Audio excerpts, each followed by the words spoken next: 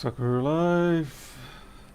Zeddy, Travis, Byron, Leo. No, I don't know where Lewis is. Lewis is probably busy trying to make Linux work for him.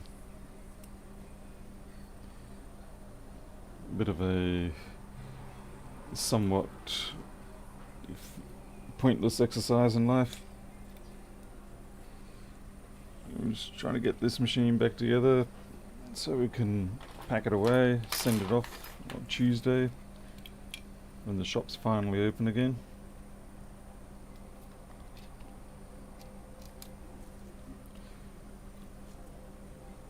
Make sure I haven't trapped anything underneath, right, or forgotten things, like put the screen cable on. There's always something. Hey Jim.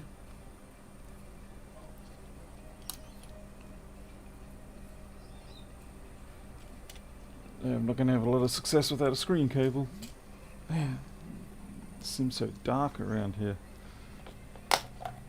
It's almost like I'm in a DC universe.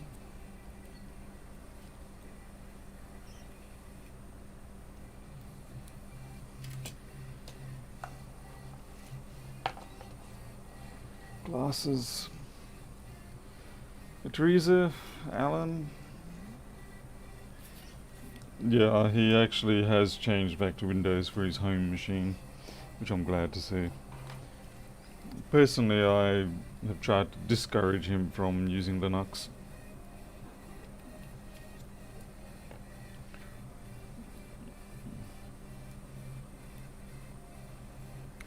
I mean, I give him full props for giving it a go repeatedly over the years. But it does seem like it's probably not going to be his thing. It'll suit his needs for at least the next decade or two. At least at the rate that Linux keeps going. Hey Tony. Hey ITC. Nusacat, I imagine you're staying away in order to avoid the crazy people and the crazy things that they bring with them.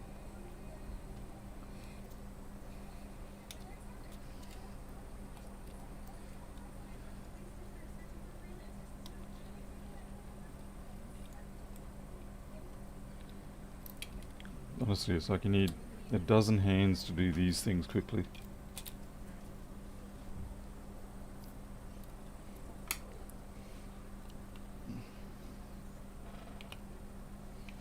Yeah, the only trouble with doing these jobs in the daylight is that it's so bright relative to the lighting that makes me feel like I can't see anything because the lighting doesn't contribute enough.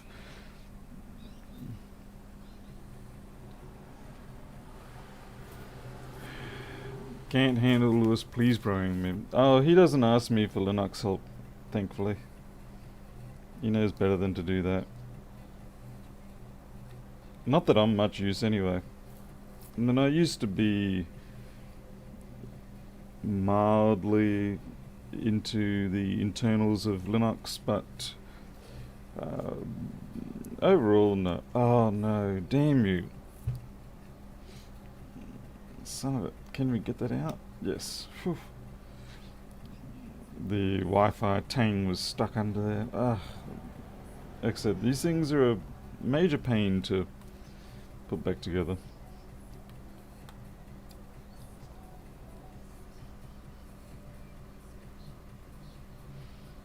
Hey Greg.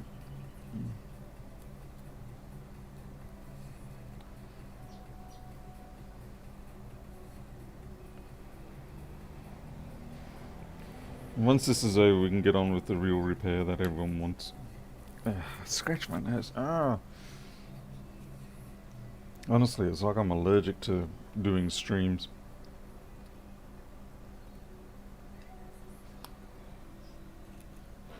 Okay, let's start putting the screws in. Well, personally, I don't have a trouble with using Linux, as in I don't find it difficult. But at the same time, I'm also not going to recommend it to people.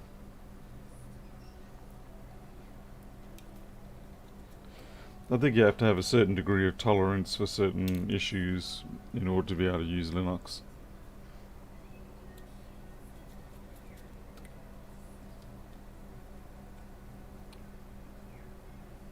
Yeah, that just does not look right.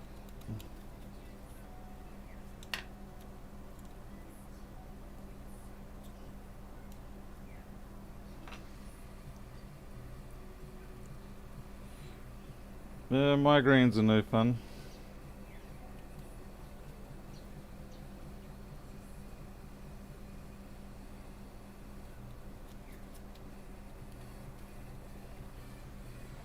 Okey-dokey-doke. Yeah, I know, this is taking forever.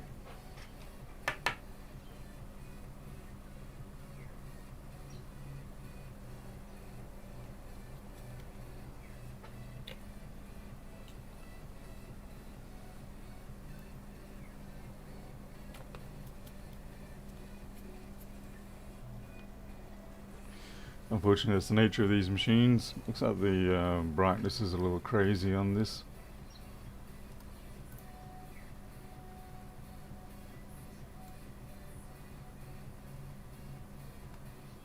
Mm.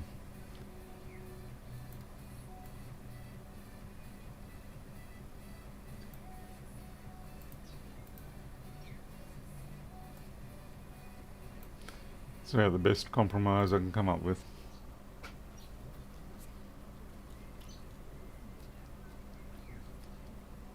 He gagged. What? Lewis has a low gag threshold. He gagged when he had to use some grease on needle bearings the other night. Okay.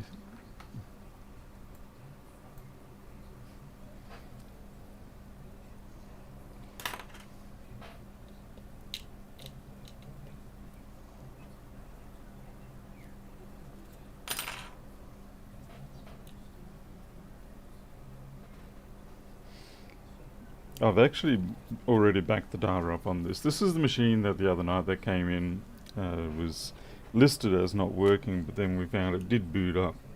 So I stripped the main board out and I cleaned up the CD3215 and it was still booting okay. So then I went along, did the backup. I did time machine backup, and then I did a direct file copy backup. So worst case scenario, the person still gets their data. Because quite frankly, I really am having a hard time proving that it was that teeny tiny spot of corrosion.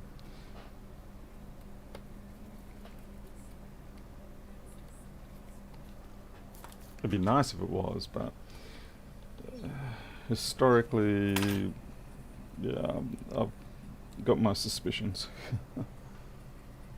Hey, Catherine.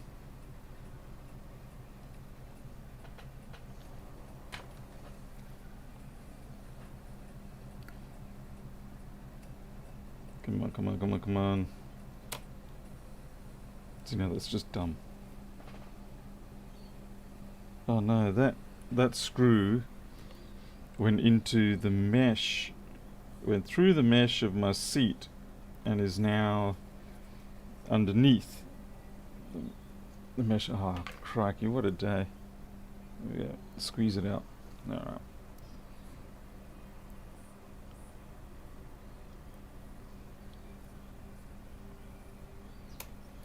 Fuck me. That screw just went flying off. I don't know where it's gone. I was just about to say, I can't really see properly without my glasses on when I'm doing these screw jobs. And that's when it just popped off and flew off into the goodness knows where. Right. Crikey. We're going to have to find a replacement for that. Blimey heck. No, magnet's not going to get it. It's gone off over the back of the whole area, which means it's down in amongst the never recover land, the land of the never get it back area.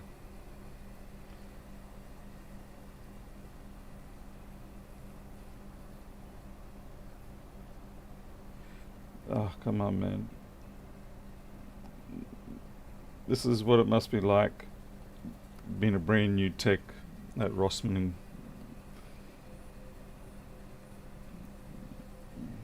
So many expectations, so little success. Oh, I've got more than just a screw loose. Yeah, there's plenty more than just one. Didn't really get much sleep last night because the two girls that we've had to sext, we let them out last night just to roam around in the yard, and they decided they were going to take a runner outside. I mean, they can't get through the fence. We've got a hole there specifically to let them in and out. But we thought they'd come back, but the little rat bags didn't. And so I spent pretty much all night waking up every hour, going out to check to see if they'd come back yet. And they still hadn't. They are around, they have been seen, but they're just being defiant little rat bags. They're over in the paddock at the moment.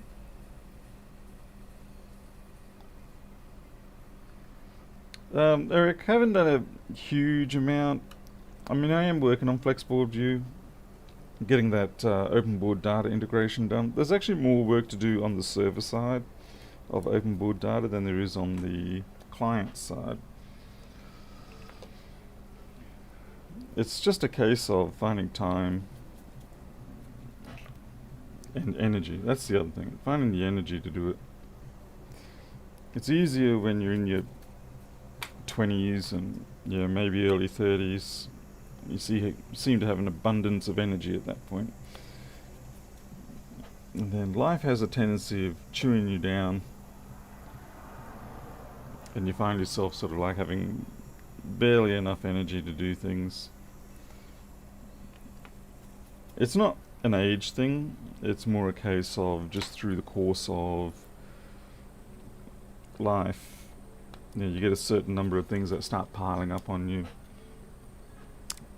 that drain your energy, and until you can shake them off, you basically getting sapped bit by bit, and that's what's happening. So yeah, it's not an age thing, it's just a case of accumulation of energy sapping things.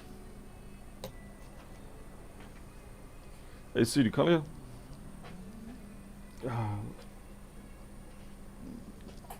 I'm just going to drop the seat a little bit.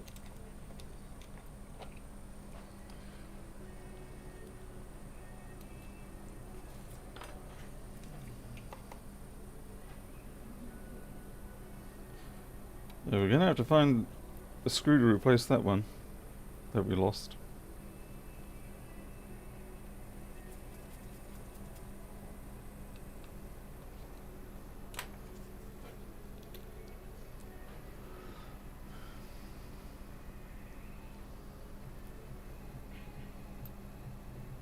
And once this is back together and booting, we'll get on to the A1502.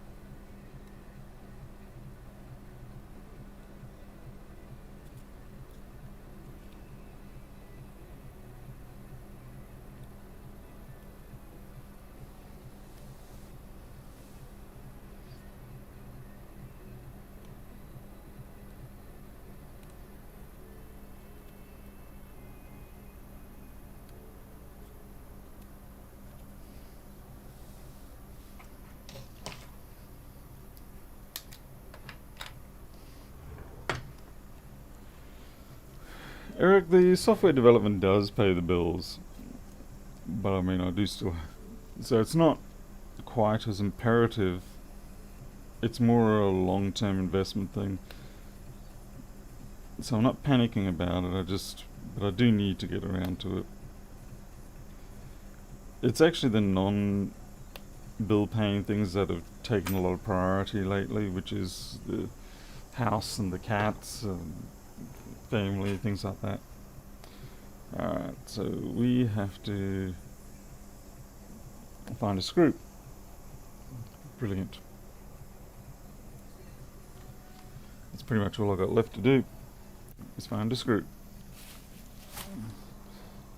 I'll try the big magnetic slab.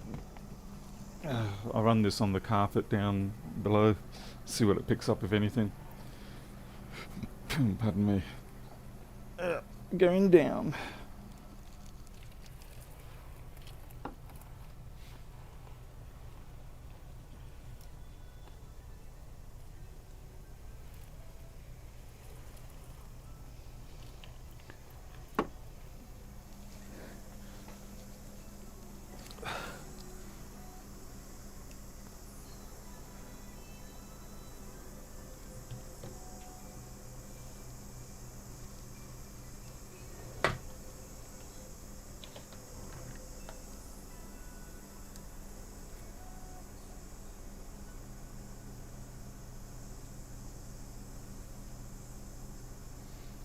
Lots of dead capacitors down there. A lot of dead capacitors.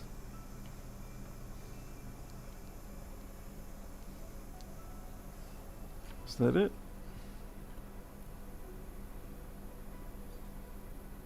Might be it.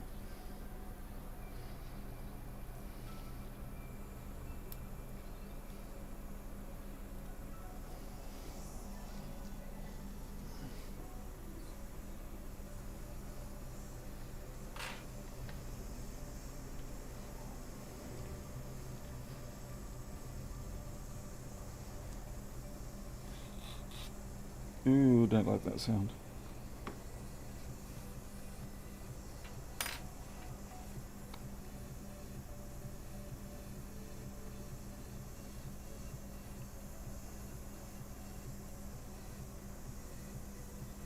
No, that can't be it. Damn it. That's something else entirely.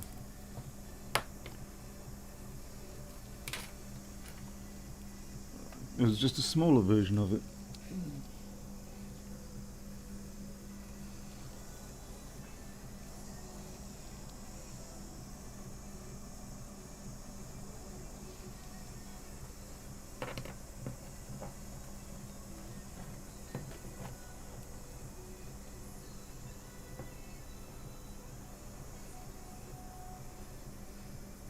Oh, I think that might be it.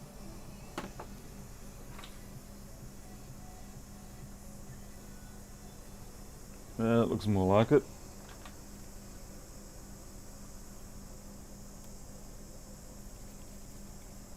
Ha! Yeah, that doesn't feel right. That's upside down.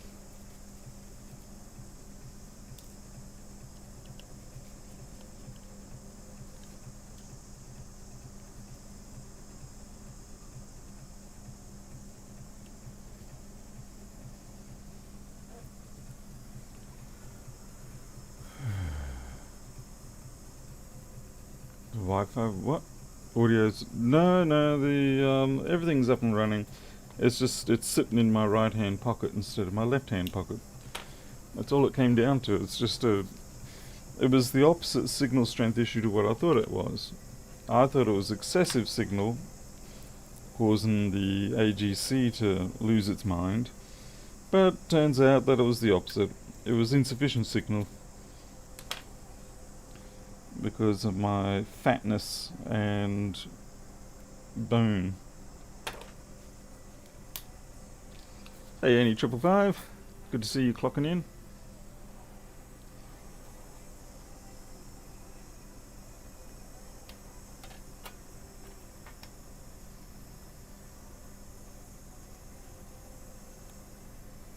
Ah.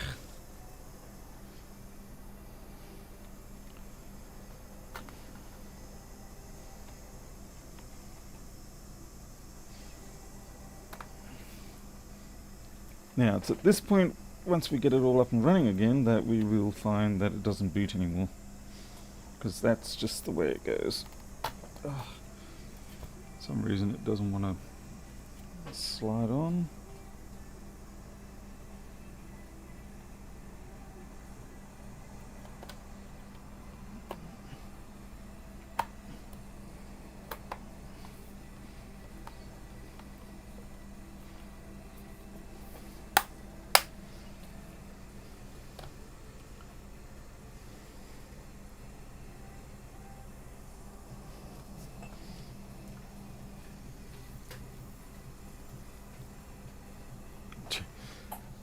Thing's falling apart on me.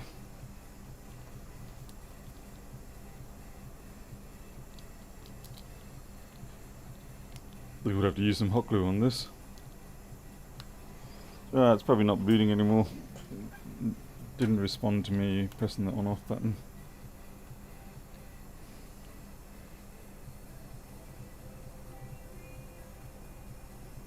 No, 20 volts. 1 amp. Oh well, we're booting. Yep, there we go.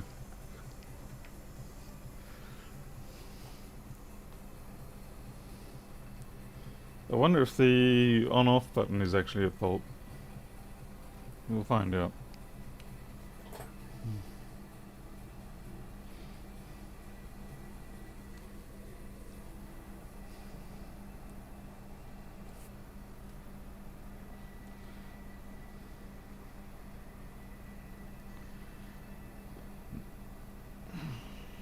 Okay, the on-off works. Oh, that's good.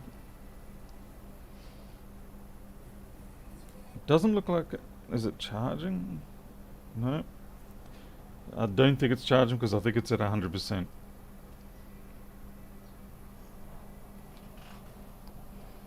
I need... Oh yeah, it's booting, it's fine. I just must not have pressed it hard enough. Alright, just got to bring Jim's tool into action here to fix everything up. Man, so much trash on these things.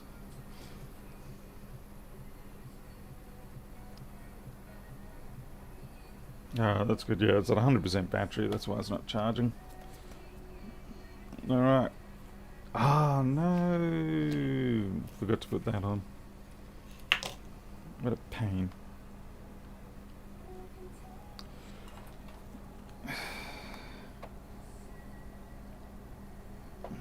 I hate it when you make mistakes like that, because having to open up the machine again,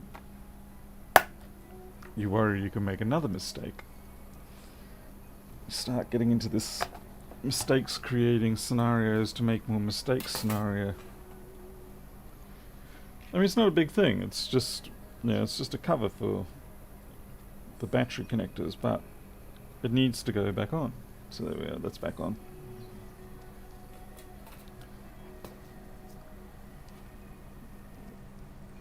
A decent? No, this is not a 1502, this is something else. The 1502 is coming after this.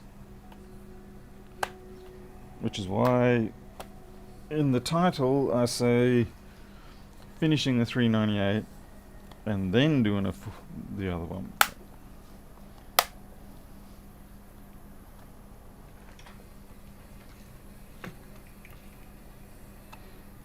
Sorry, I'm having to do these screws off screen because I don't want to reveal too much information. I do need to create a sort of like a vinyl under sheet or something like that that I can put on the bottom plates, or even the top plates as well. And I'll have two effects, and one will be that it covers up any stickers that are on there that I don't want people to see, and the second one is that if it's a nice sort of thickish vinyl, it'll protect the panels from scratch damage on the bench top.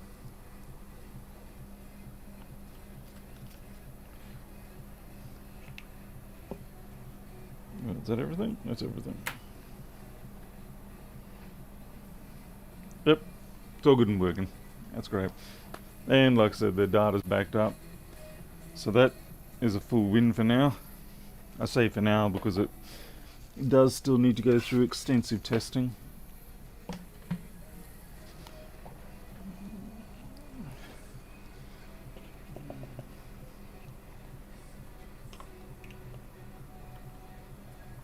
Yep. bouncy little pieces of trash everywhere.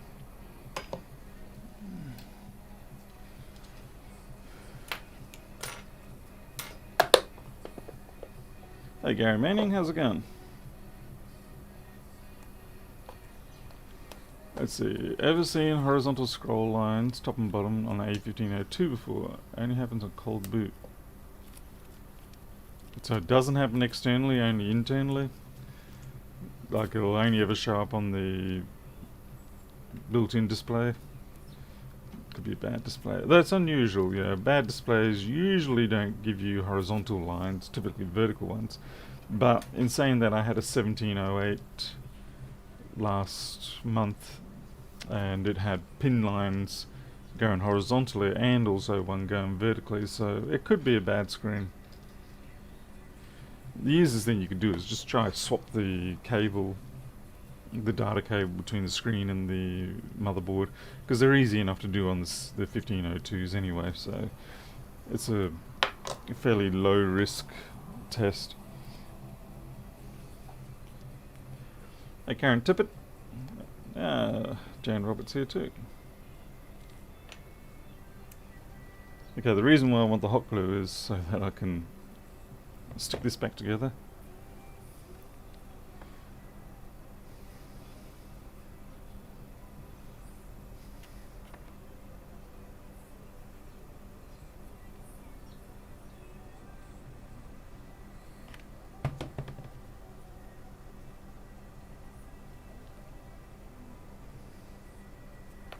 Right.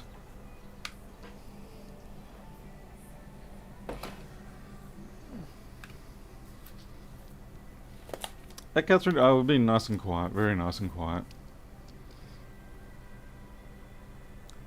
The weird thing is it disappears completely if you plug in an HDMI to it. Could still be a cable issue, maybe plugging it in causes a bit of tension on the physical assembly. I don't know. Sounds like you're going to have to compartmentalize the fault just by swapping things in and out.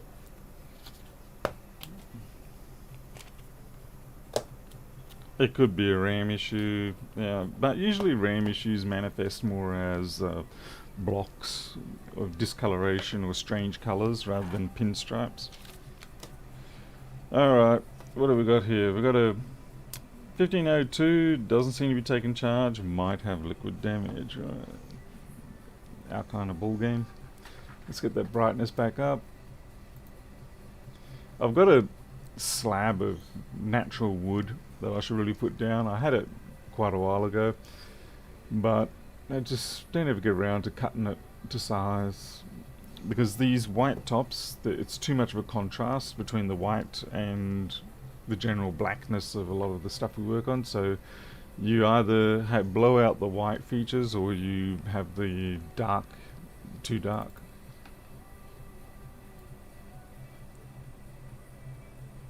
There we go. Only happens when it's cold. Yeah, it's starting to sound more like some sort of connection fault.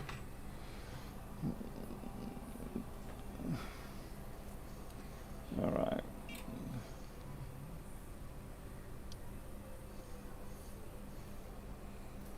See what happens. 700, 900, boot, screen, nothing on screen. I'm going to guess there's no solid state drive in there. Well, I mean, I got this green one. I could just get a bigger green one.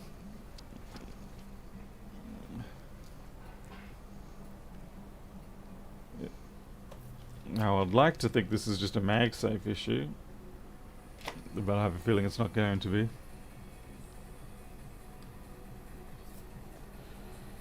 I'm just waiting to see if, yeah, okay, it comes up folder, blinking folder, so when we open this up, there's probably not going to be a solid state drive in there.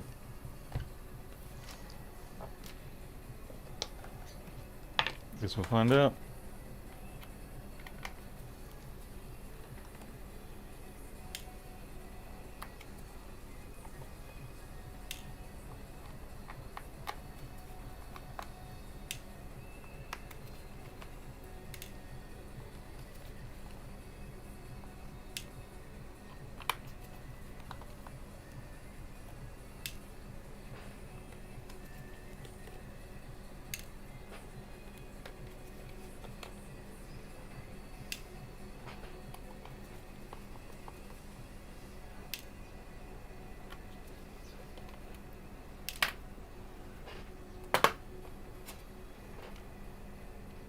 Right, we are. Whoa, okay, battery failure. That's what this is. See the nice little target points? It's battery failure. Pinholes. We'll check the main board while we're at it though.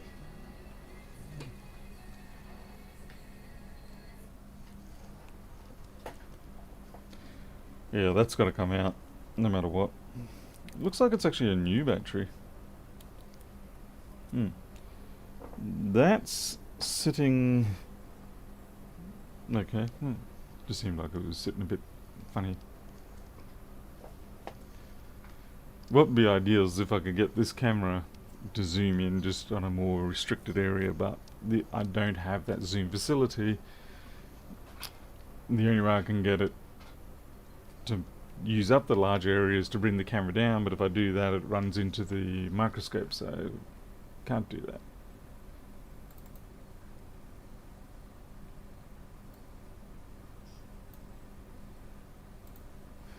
I'm just going to have to blow out.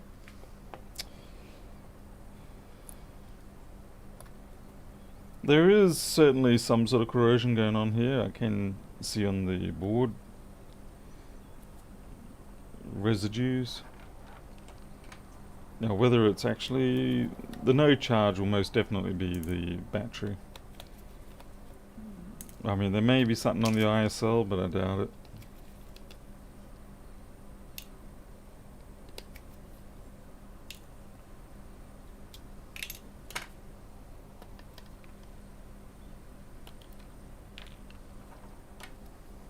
Shoot, forgot to unplug the battery. That was smart.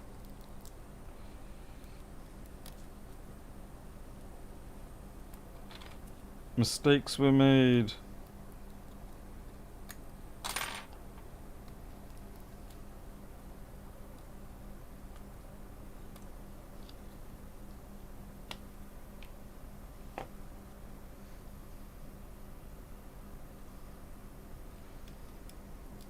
I do believe these things should get further inspection, yes. Too many times you get one fault, but then there's often a second fault lurking around, particularly on the older machines, and these are now becoming older machines, and I can see there's junk amongst the connectors and things like that. So yeah, I believe it is worth your business reputation to take the time and take the board out and give it an inspection if it's older. And I mean, I can just see from the coloration down here that there's been liquid.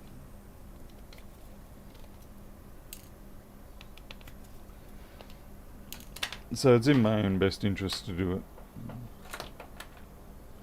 rather than waiting for the customer to get the machine back and then 2 weeks later going, hey, it stopped working, I thought I sent it to you, I can't believe I wasted all that money, and it still doesn't work properly. Okay, Noosacat.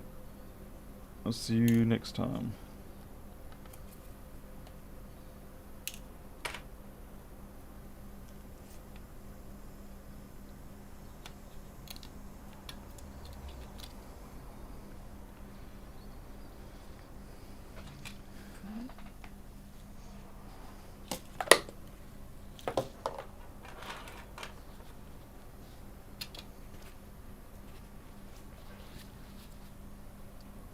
Hey, Eddie, paint it. Alright. Take the glasses off and let's go into microscope mode.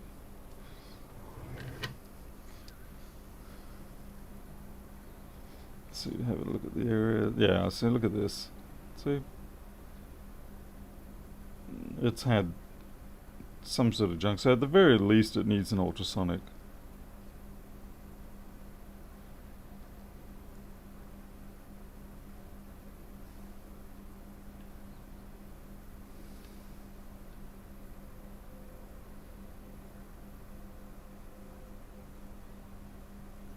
Oh, bits of sand in it.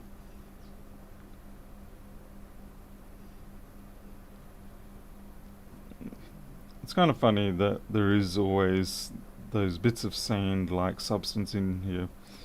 I'm fairly sure that people do not take their laptops down to the beach. I think it's... I don't know where it comes from, but it's come from somewhere. Spammers, thanks Greg.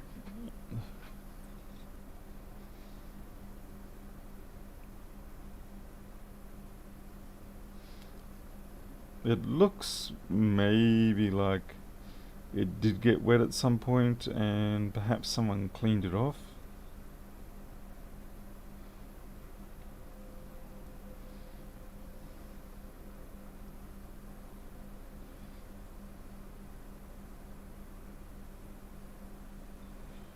Definitely that battery's got to be shucked out.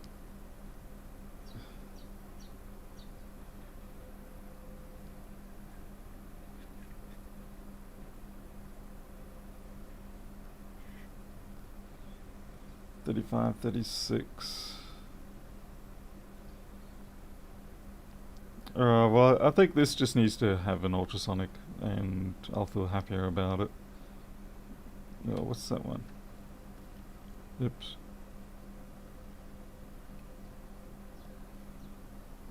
Okay, it's a bit of sand on top of... Okay, that's okay.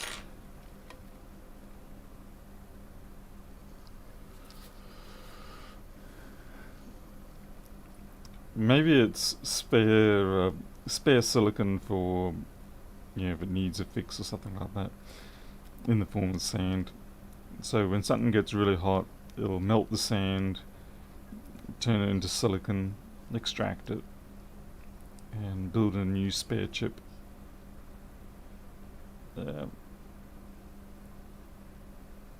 Okay, so ultrasonic for this one and a battery. Let's make sure the connectors are okay. They're actually looking pretty good. Each little spider assembly down in there.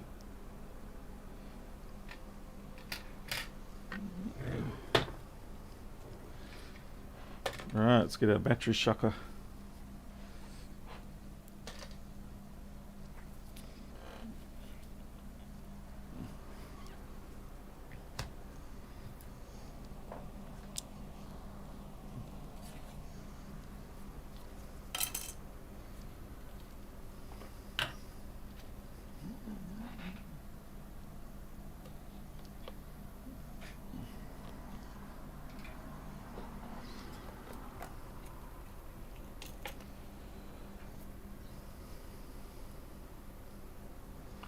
Hey Jazz, welcome.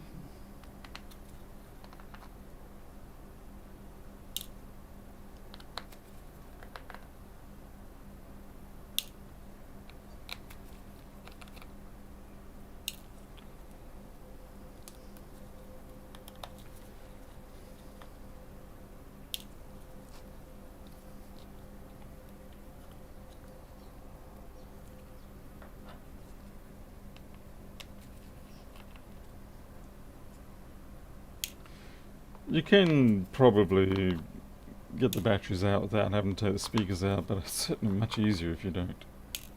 I mean, it's much easier if you just remove the speakers. Gives you that extra clearance here to work with. You also got to get rid of this screw here. Don't lose that screw that comes out of the battery pack here, because there's nothing else like it in the machine. Let's see, I might put a protective pad down. This is where I was talking about that vinyl backing idea, might be a good thing.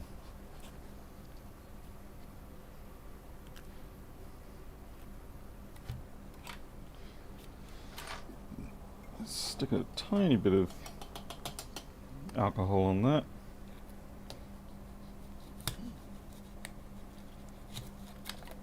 Not a lot, just enough to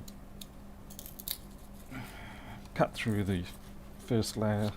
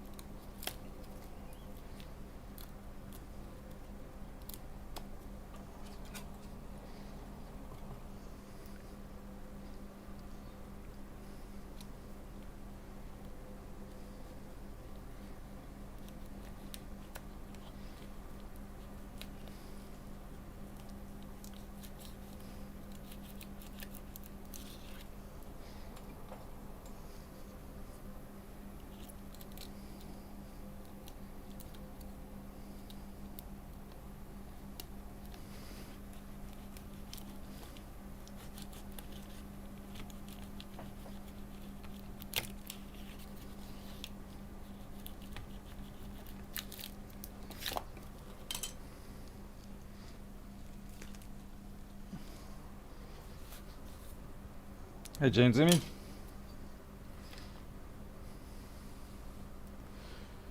How much did the new bench tester cost? I think it was about 477 Australian. It's getting up there a little bit in the price. But it was that or go back to the Vicky.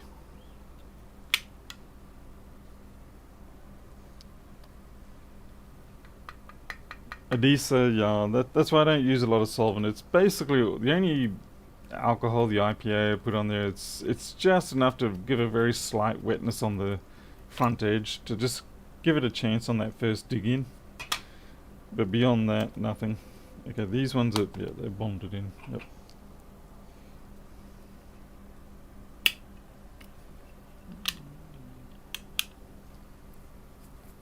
What happened to Jane's Envy? His sister passed away on the 14th.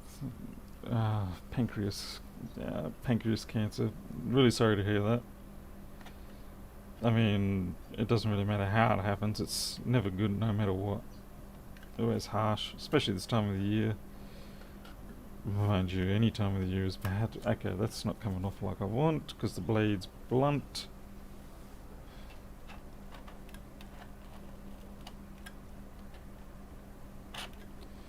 That blade is really blunt.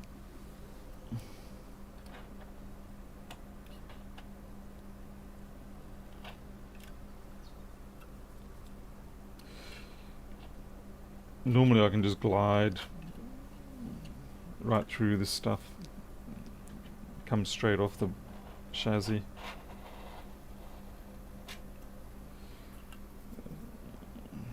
But I think I've lost that super fine edge. Oh shoot. This is the downside of having this brick in my right hand pocket, is that it falls out. Just due to my posture and things like that.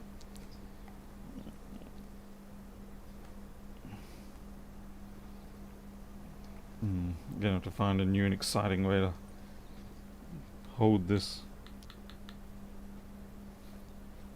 Because that's just not cutting it.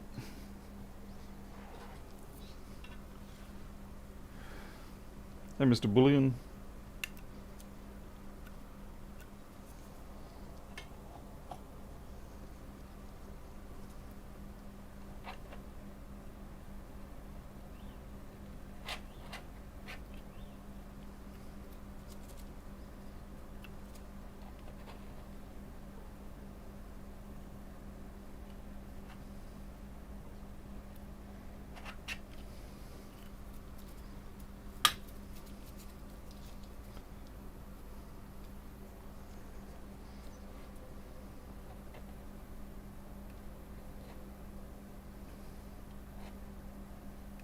You'll notice that I'm pushing the razor towards my other hand.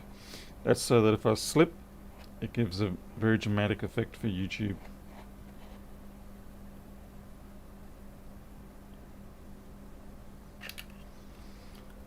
Sort of AV style dramatic.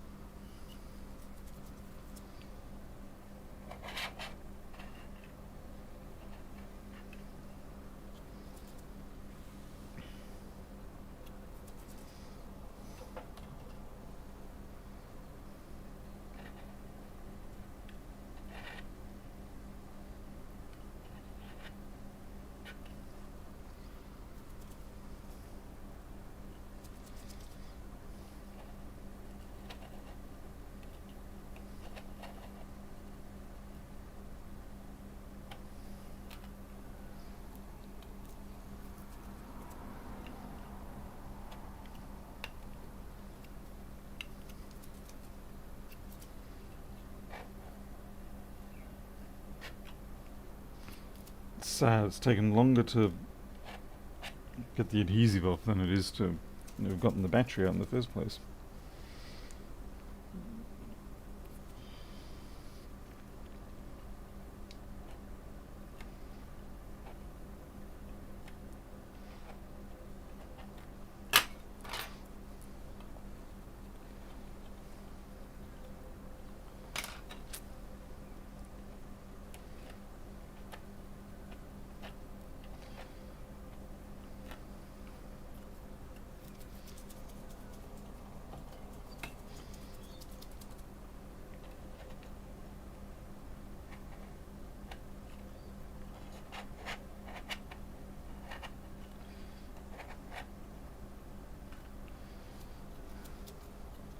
See if I've got a new blade, because that's just dreadful.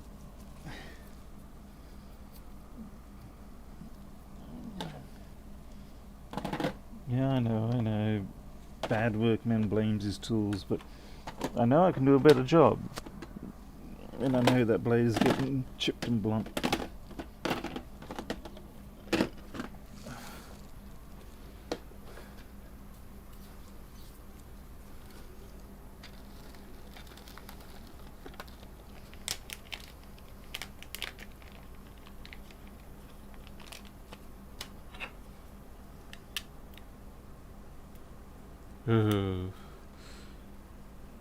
I think we'll insert this blade by pushing the old one out using the new blade.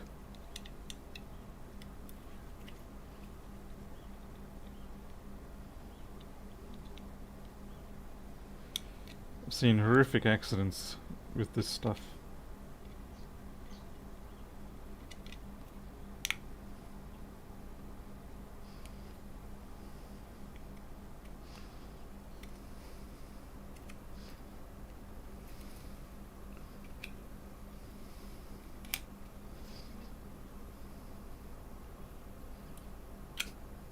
Sweet mercy. Trying to kill yourself, Paul?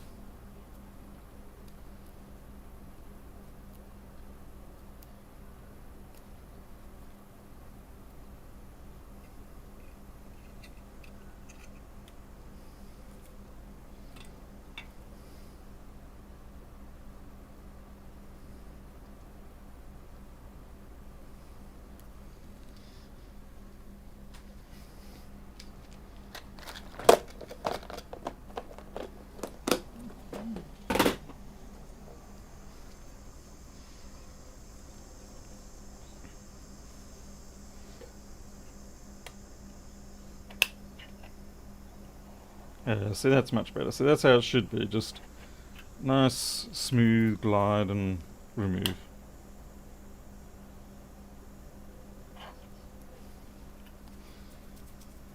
None of the drips and drabs that I was going through before.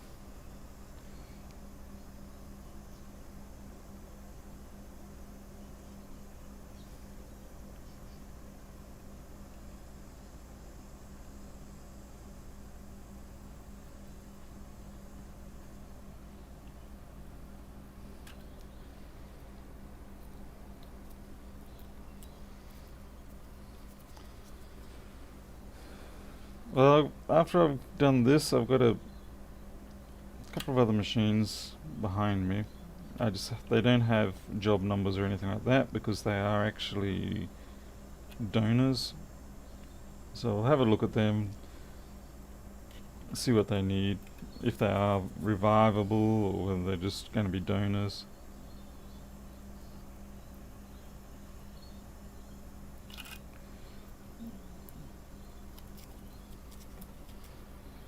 No, I do work on others. It's just that generally PC people don't bother to spend the money to get their machines fixed because they just go and get a new one. And if it's data recovery, then with PCs in most cases, you just take the drive out. Especially now that we have NVMe and M2 sort of style drives. For a little while there was a bit of a trend of doing what Apple does and putting the drive on the main board, but that died pretty quick, thank goodness, when NVMe started to just deliver the goods and giving us very compact and very fast data. Yeah, this has been a little bit tricky because there's this plate flexes when you push down on the blade, so it's a bit of a balancing act between pushing hard enough to get the cut but not so much that you distort the plate.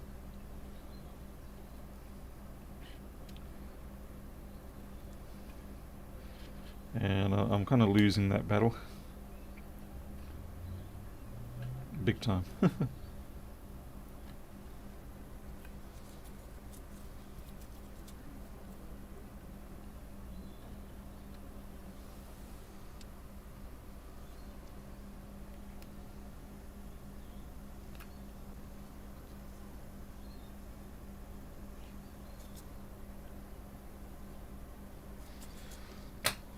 Right, that took a little longer.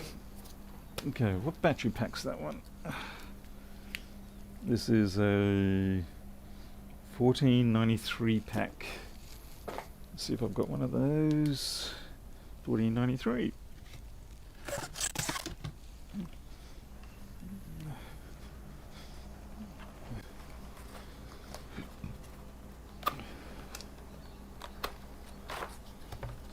Ooh, it's a full kit.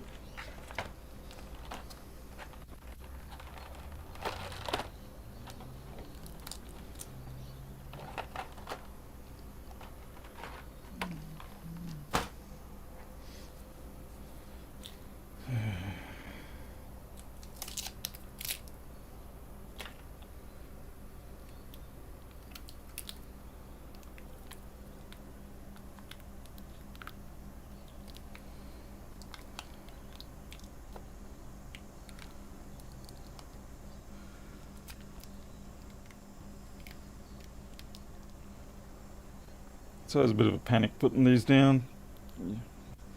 You gotta be careful enough that you don't put it in the wrong spot, but you've also got to, is that the wrong screw?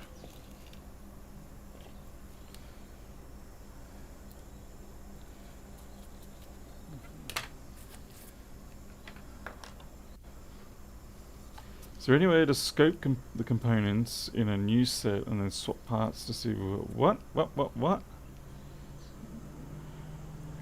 not sure. Not sure what you mean by that. Sorry.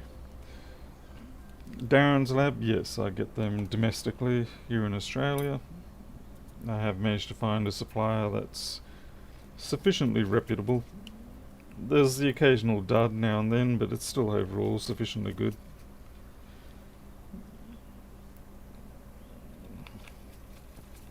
And if it is a dud battery, I just send it back to them, and they, don't have any qualms with me doing that, so I'm happy. I pay a little extra, but for the convenience of not having to deal with overseas, I'm more than happy to pay.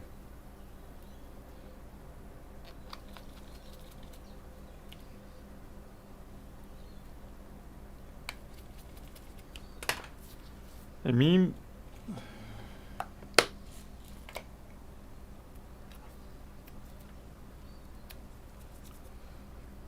I think for getting the adhesive strips off the, off the chassis, a like half-inch blade or something like that would be a much better option.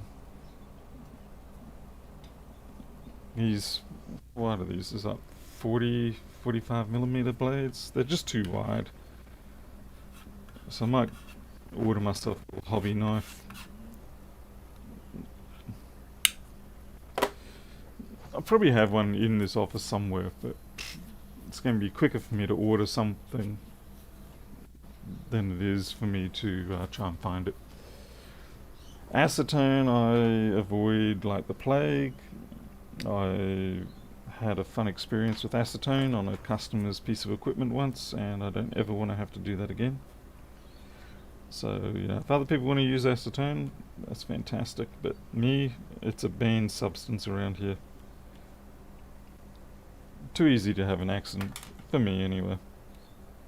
Alright, I'm going to put the board back in and see if this does charge up. Certainly the battery was faulty, but I want to 100% confirm that.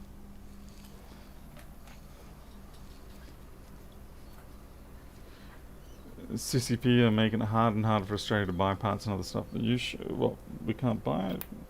I thought they were more than happy to sell us stuff. They just don't want to buy our stuff as Australians.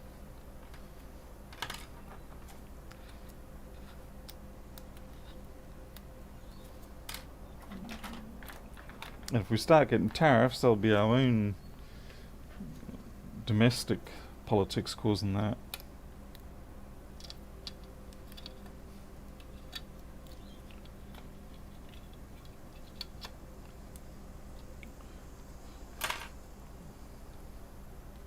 Ah, mongrels.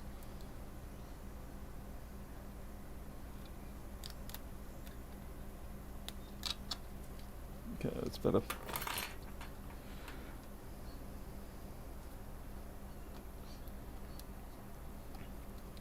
we really don't need much connected here. We just pretty much just need the battery, and that's it.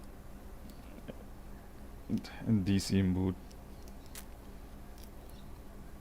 Oh, come on, man.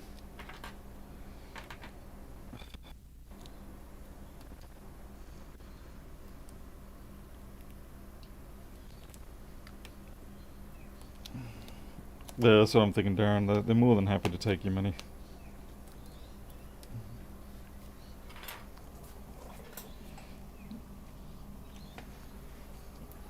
Okay. Alright. 800, 1 amp.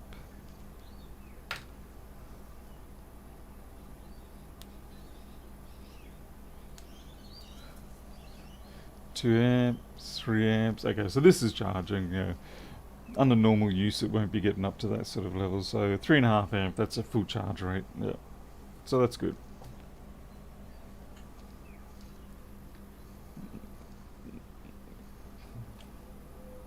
Obviously it still runs because the battery's connected. Yeah. Let's just break the corners off that connector. Mother frick! Yeah, that's gonna bleed. Let's stick them. No. If you're gonna use a spudger, be sure it's plastic. Okay. I think in desperation moments, some people reach for the metal by accident, and then, well, it's a sad story after that. Alright, so that battery's good. This just needs to go in for an ultrasonic clean. We'll get that prepped right now. Yeah, it was the fold back. That was, when the nail decides I can't handle it anymore and just yields to the stress and folds back on you.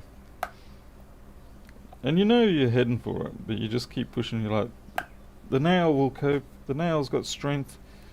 And the nail's like hell I do. And then it reminds you by causing you pain. And of course it'll keep you awake at night too, just to make sure you really understand what you did.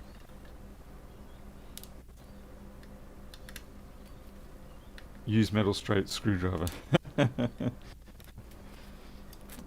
Well, we'll get some New Year's fireworks. Hey Pedro. Pedro, you play that game of pretending that you don't know what you're doing and stuff like that, but we've all seen you doing your stuff. You're just stealing the market from honest, hard-working people like myself. Just going out there and capturing all of the low-hanging, easy fruit that we have a right to. And you say, it's okay, I'm not going to do a business. And it's like, yeah, well, I think you are now. I think you are. I think the tax department will want to have a little portion of what you're doing. Alright, so this is ready for the ultrasonic. But we're not going to do the ultrasonic right now because that's a bit too deafening. So this is a job 404, which is not there. Yes, you should be ashamed of yourself, sir.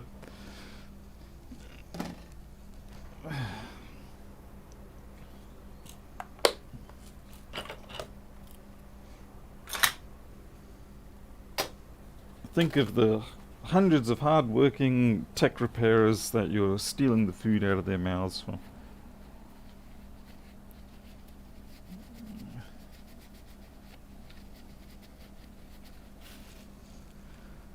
Right. We've got a bit of a mess to clean up here. All this black sticky stuff. Hey James.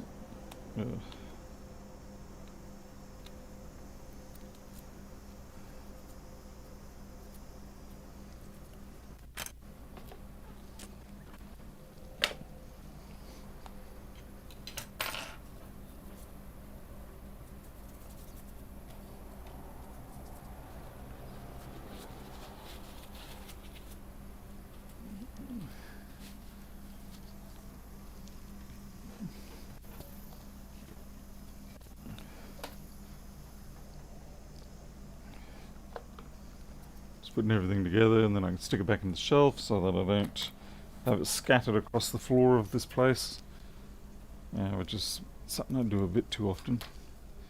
Okay, you can go back upstairs, so you can take your slot.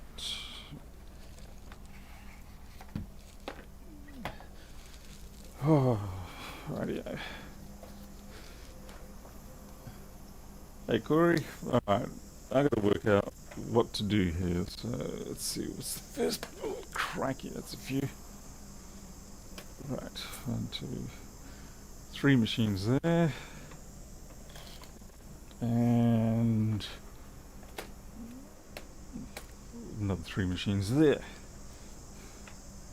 So what do we got?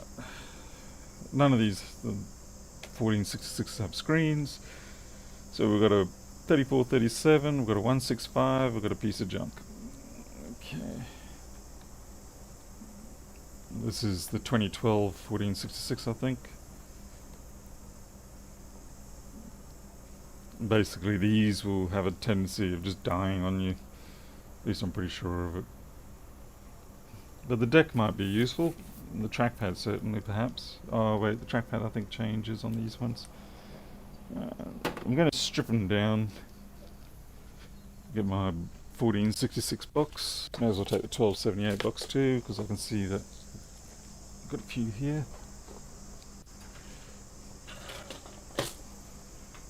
Hey Corey.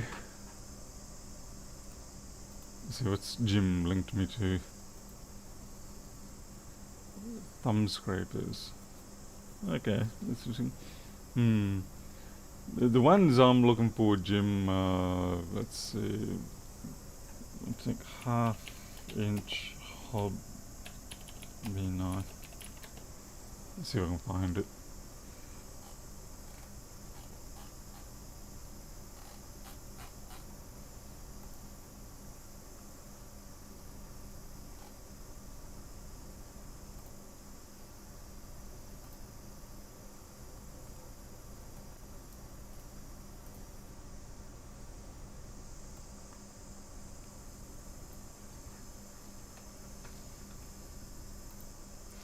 Okay, this is, you take one of these handles, these red handles, and you stick this blade into it, or maybe, you know, one of these ones, the 40, actually that looks like a 30. Yeah. So yeah, either of those 2 blades in the big red handle, and that will do the job. 43 is a little bit over the top for this, which is, you can get these for like $5 in most places. So that's the kind of thing I'll get. It's one of those with both of those blades. You could try that. That's probably going to be a little bit too narrow, that one, that's meant for this middle one. The red handled one's nice because it's got a solid purchase that you can grab onto. Called a shiv, yeah, that'll work.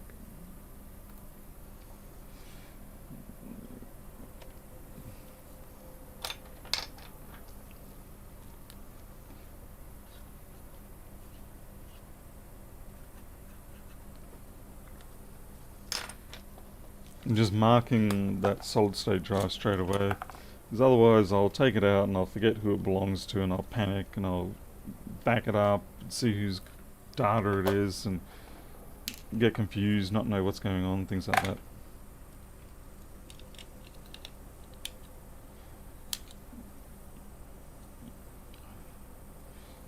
These connectors are good. We'll get the battery out, and then we can have a look at diagnosing this.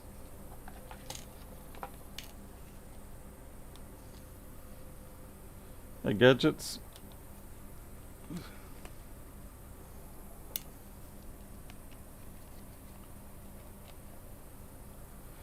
Ben Wilson, hello. Ah, Micromage is here too, and 80s Rule.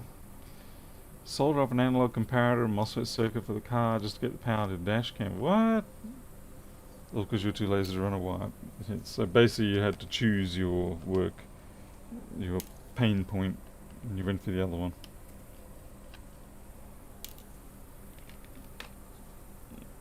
The battery might be okay. I can't see any puffing on or anything like that. There's a little bit of damage there.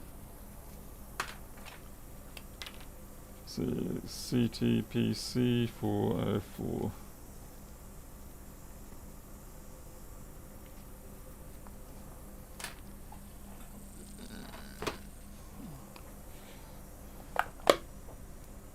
stick this on my lap and stick the rest on the floor. You forget how heavy MacBooks really are until you got to pick up a few of them at once. Hey JCT. Okie dokie. Well, we don't know what we're actually dealing with here. All we know is that, well, this would have been taken apart as for the screen. So we're going to assume it was dead. And so now we're going to see what we can do. Yeah, green light, fan spin. That's proper. Oh, it's 3437, so it will take a while to come up.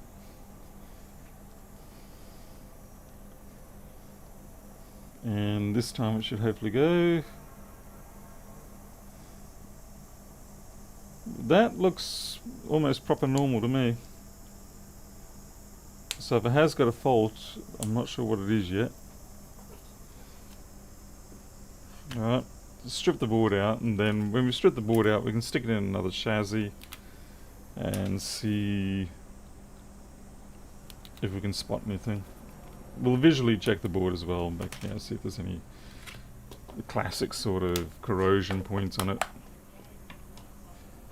YouTube not sending notifications, yeah, it's a classic. Unfortunately nothing much can be done about that.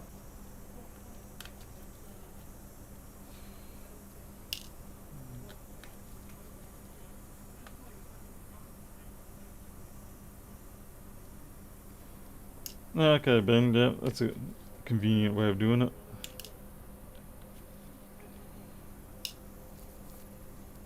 Electrical looming in cars is probably more complicated than the mechanics of the cars these days.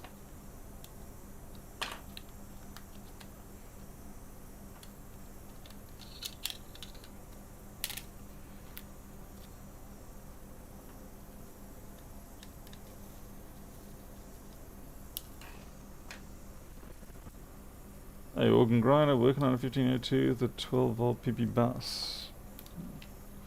As in just 12.0? Ah, this is a refurb board, yeah. Okay, I shouldn't be... I sound ungrateful there.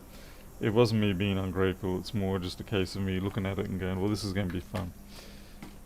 Apple refurb boards, of course, have the dual fun of the fact that they have been worked on before, and I can see corrosion, bam, right there on the TPS 8112. At least I think so. Oh yeah, oh yeah. 51980. Wow, I got that one wrong. I knew it was the TPS, but yeah, this is pretty. It's amazing this thing boot. I'm surprised it didn't fry its CPU. Very happy about that. So we'll clean that up. Then we'll have ourselves a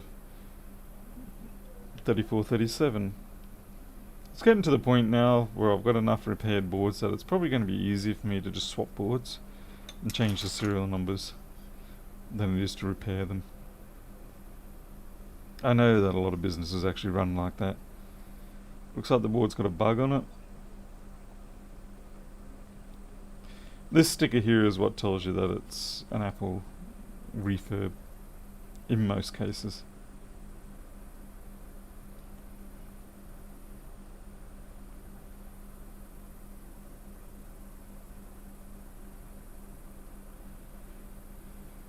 So it's likely this was just an intermittent one, and they just, took the screen. Yeah, there's a bit of junk in the J tag.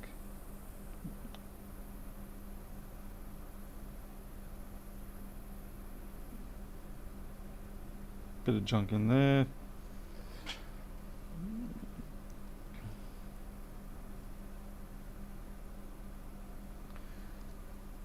You only had a SOT 23 package. So SOT 23.6 on that, or SOT 23.5? But yeah, I gotta admit though, I mean, SOT 23 is pretty big these days compared to what we're dealing with. But if you're having to dead bug solder it, then okay, fair point. Alright, let's clean up those areas, the BIOS area and the This here looked pretty nasty.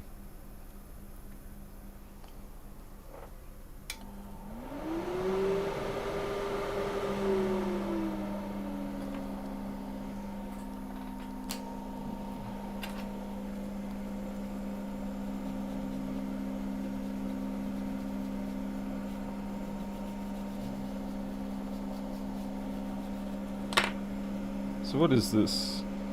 The 1.38 gig. Okay, so the CPU is a bit on the slow side, but it's got 8 gigs of RAM, which is pretty good. So the clock generator is also almost dead.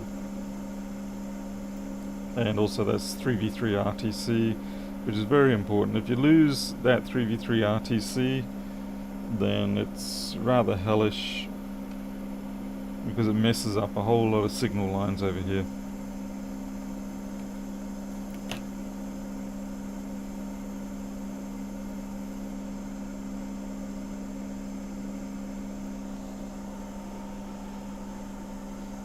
See, ZA, I've bought the same microscope as you have. Is it normal to have a circle in view? I thought the circle would be bigger than that. When you say circle in view, do you mean when you're looking through the eyepieces or when you're using the camera? I have a feeling you're going to say in the camera.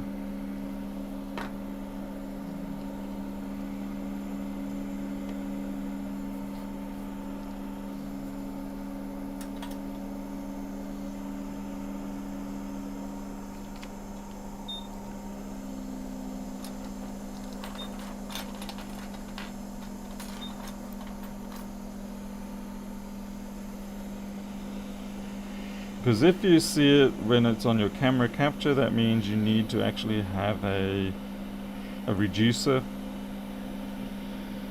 Because what's happening is your camera is basically seeing the barrel of the viewport, and you need to be able to magnify the view so that it maximizes, or it's just magnified enough that it clears that sort of thing away from the sensor on your camera.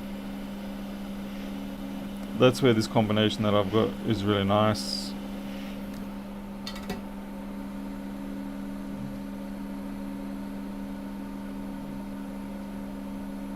Oh, and the objectives, okay. Yeah, that's normal. It just means you just have to basically get used to it. Getting used to using the microscope does take a little bit of time and practice in terms of getting your eyes to accept what they're seeing without fighting with it too much. Like initially it can be very hard to use the microscope without having the little rubber cups, the eye cups up, but after a while you get used to it and don't need to. You find you can hold your head in the right place. And of course the whole fact that the circle edges sort of move in the opposite direction to what you move your head in. It's just a practice thing.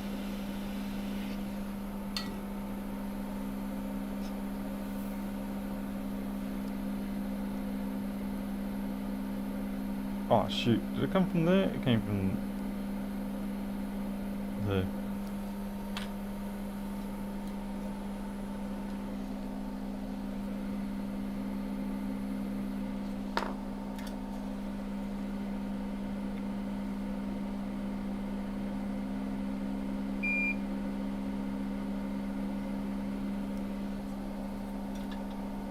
I think it took me at least a decent week of using the microscope, and that was with the cups. And then after that I was able to take the cups away, and another week after that I was fine.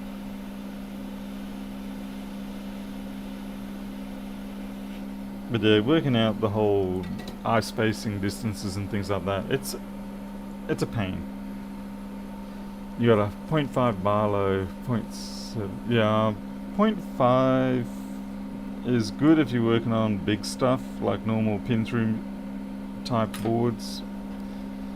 I find it a little bit too far back for this sort of work, and you lose a lot of the nice 3D the depth field effect. And so with 0.5 it starts to visually feel quite flat.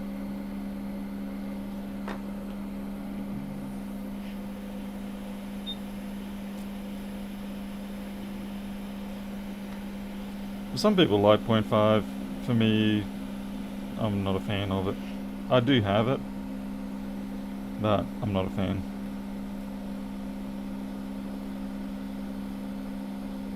Okay, it looks like whatever that junk was down here has gone away, so...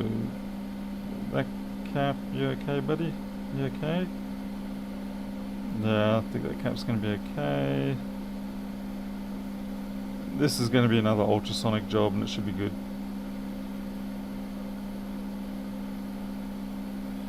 I might clean up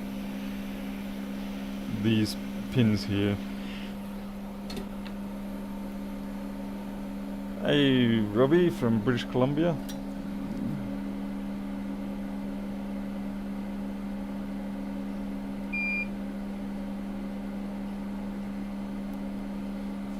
And I might check that trace. Let's see, where's my knife? This trace here.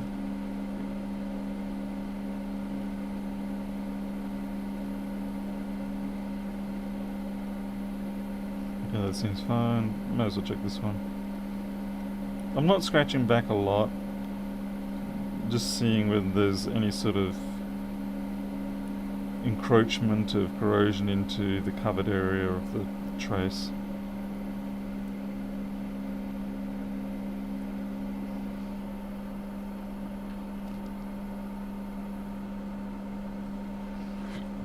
With the eyepieces, it's really a case of you just have to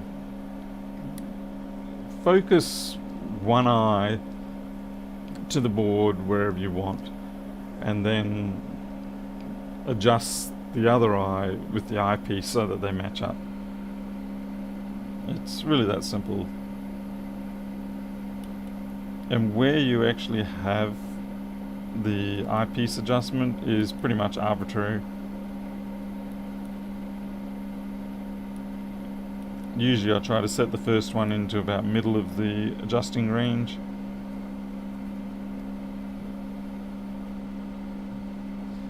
It gets more fun when you then have a camera, and what you have to do is it's easier if you say you got a 24-inch screen or something like that. You set it up so it looks good on the screen, and then you adjust your eyepieces to then match the screen. Other people might do it the other way. I just find it easier to work to the camera as the reference.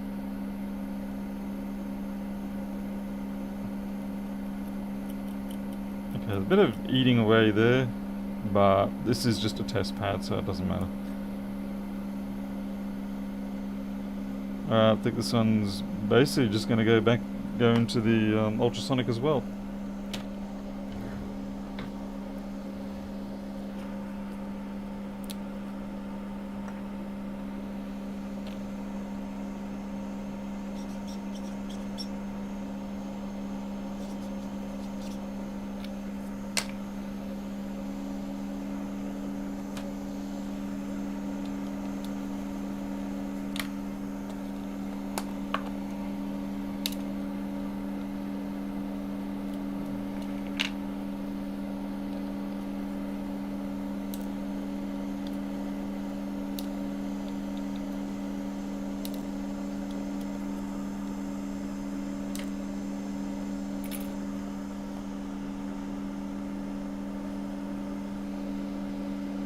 Oh, Robbie, good luck with that.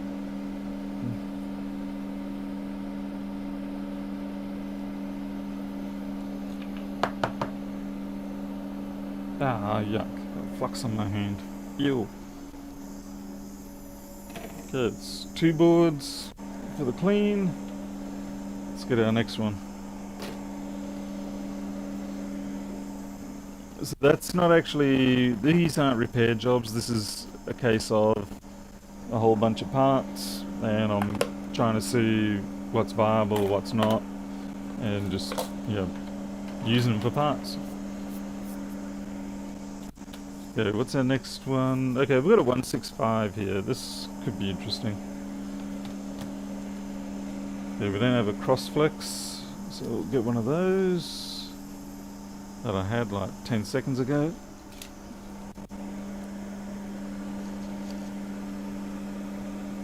Can't scan these ones because there's no ticket. I said that before. There's no ticket number on these because these are just bits and pieces.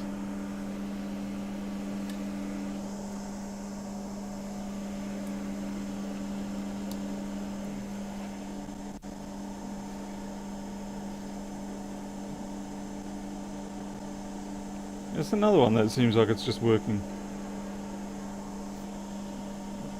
What the hell? Actually, where's my chipmunk? Ah, chipmunk, where are you? Oh, someone sent me a message. They need a phone, me to fix a phone. Let's have a look. Ah, nice smashed iPhone 6 or 7. Yes, I can. Yes, I can. Is that a 6, 6S, or 7? I can't tell directly off the top with the smashed everything whether we're dealing with a 6S or 7. Let's get this battery out.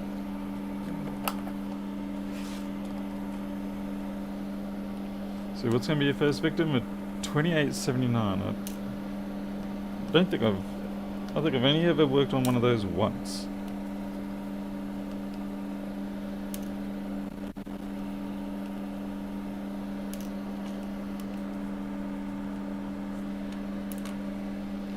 It's not a common board that I can think of.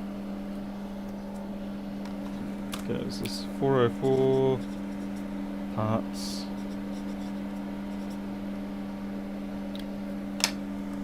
We'll have to test these batteries out separately. See if they've got any life in them. And again, we're just going to take the main board out. See if, that's right. Where's my chipmunk? That's what I wanted to do. So easy to get distracted.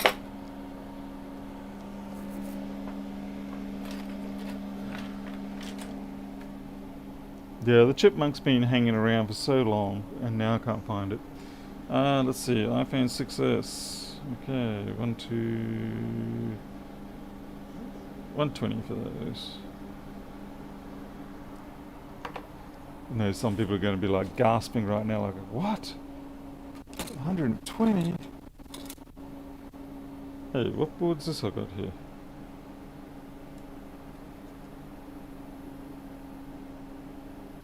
Ooh, right, you're a messed up board. Ooh, this one will be interesting actually.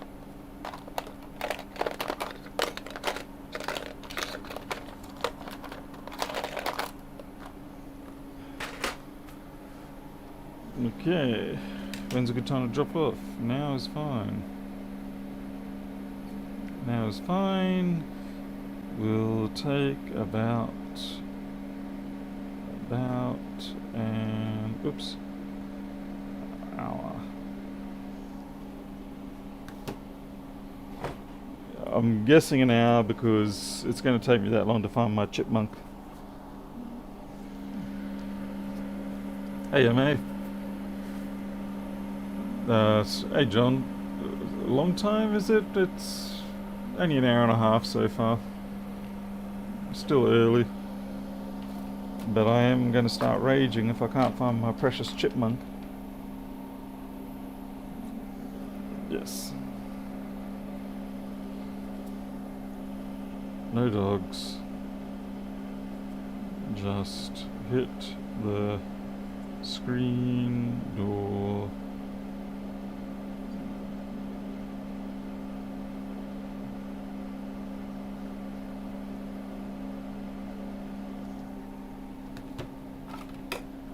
It's just peeving me off now. I don't know where I'll put it. It was here, but now it's not. We'll use this Mojave boot instead. This kind of works. It doesn't have as many features as the Chipmunk, but it will at least give me an indication of CPU activity, so we'll take that as an acceptable compromise. Yeah, very early morning in South Africa.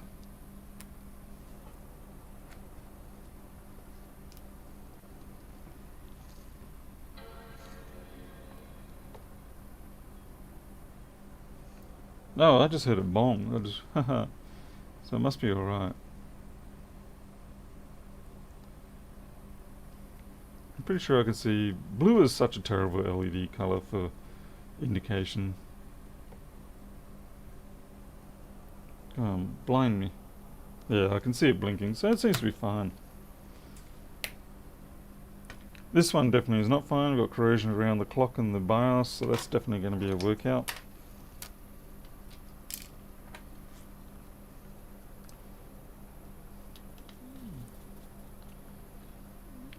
Again, we're just doing part stripping here.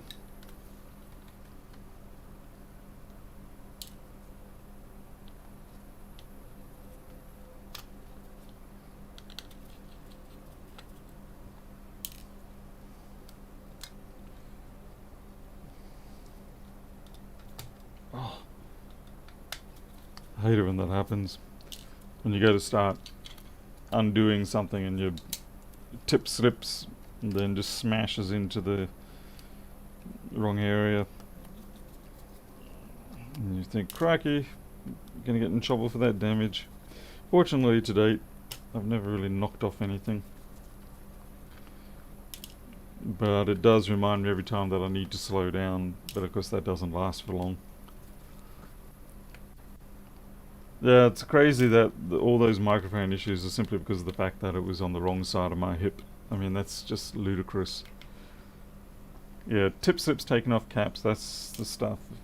That or all resistors. Caps at least often you can tolerate. But when it's some sort of important resistor, or worse, if you crack it, you don't actually take it off, you crack it and it becomes non-functional, and then you got to spend a whole bunch of time tracking down where things went wrong.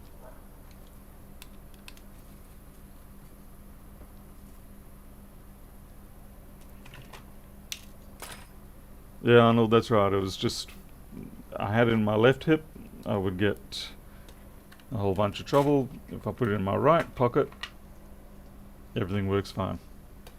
That's all it was.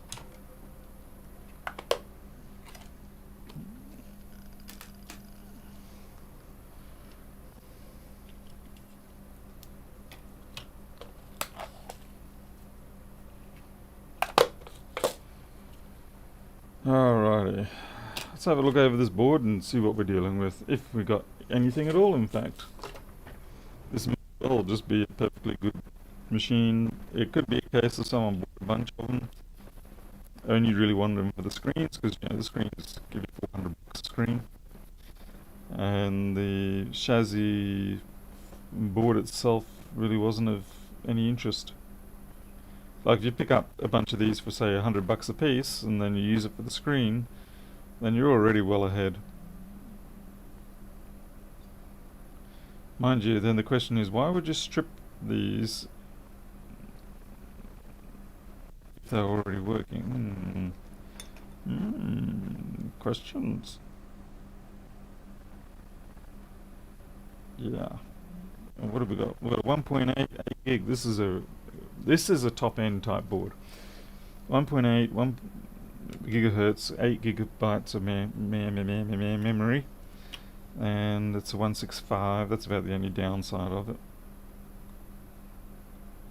There may be other issues, I don't know, but at this point it's a winner of a board. There's got to be a reason why it was stripped. We may find that out in further testing. But at this point, I can't see anything. That's kind of scary. Little piece of fluff on the JTAG, but nothing important. So this could actually turn into either a fantastic board or a nightmare board.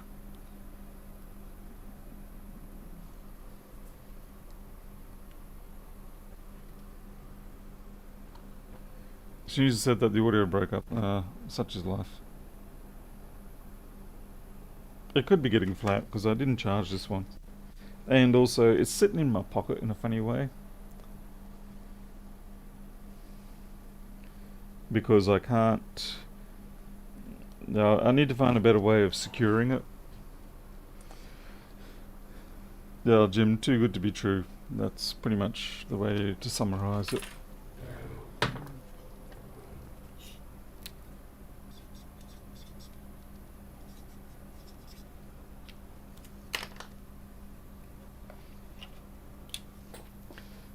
So there's probably something that I'm missing.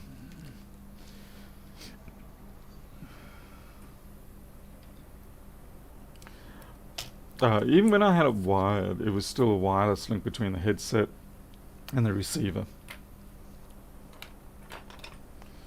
That wired thing you were thinking of is when I, instead of using the USB sound system, I use the integrated sound system. Holy dooly, that's a wreck.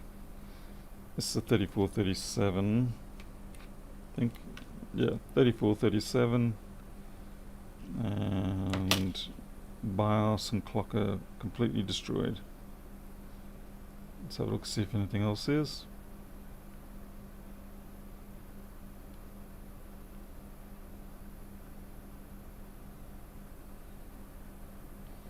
What do you, 1.44, okay, so this is pretty rudimentary board. That's not going to be good. We might get lucky, maybe nothing's happened, but whenever you get this sort of damage happening around the CPU, it could often lead to a board that, holy dooly, someone smacked the daylights out of that one. That one's been ripped out in a hurry.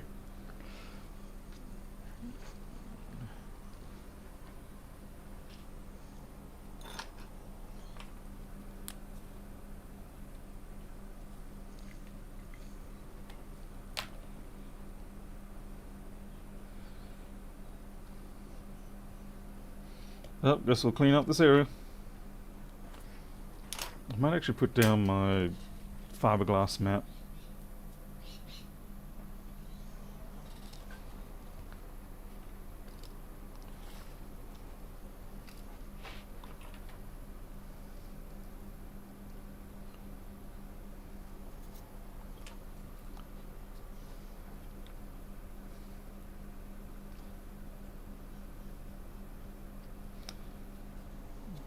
That's about 1/10 of the recommended amount of flux according to Rossmann Group.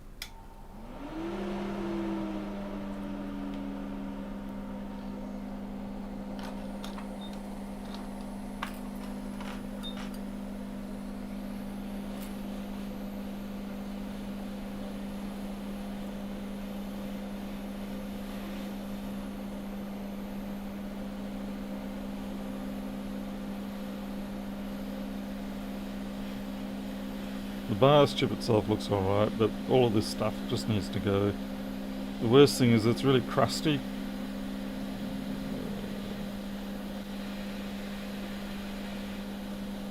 And we'll take the clock chip off. Oh yeah, good thing.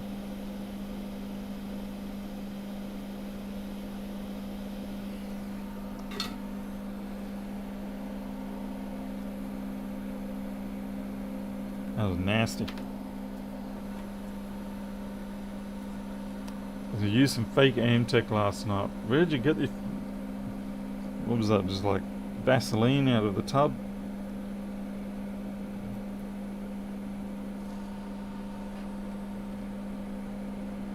Yeah, Paulie, it's not a concern about blowing away most of the flux because it does help clear up all the other areas too surrounding. Okay, this may be a bit of a problem because that corrosion has actually bowled up the surface badly.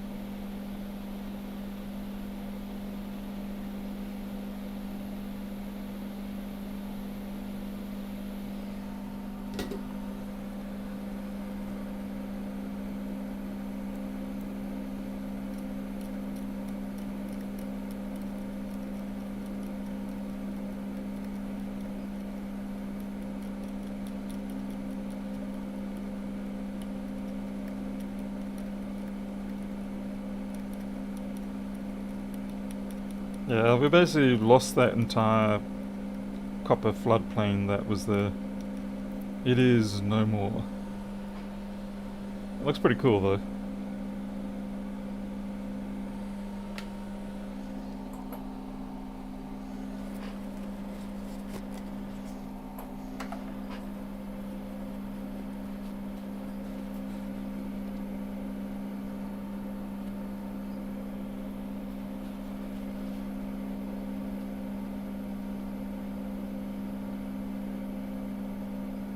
Yep.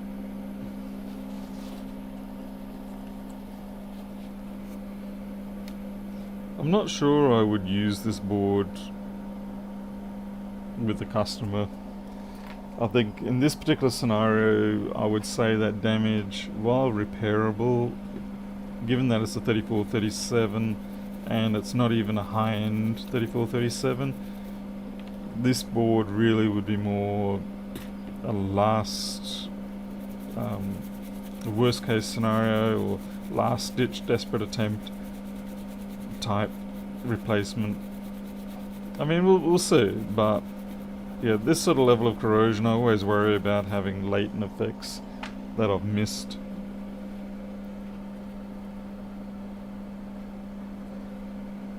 Yeah, like I said, desperate last minute cheap board for someone, but that's about it.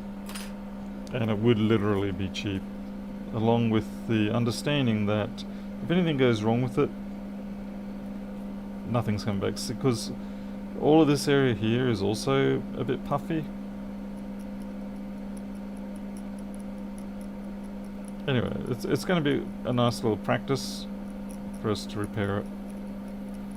Interestingly, those traces are just fine there.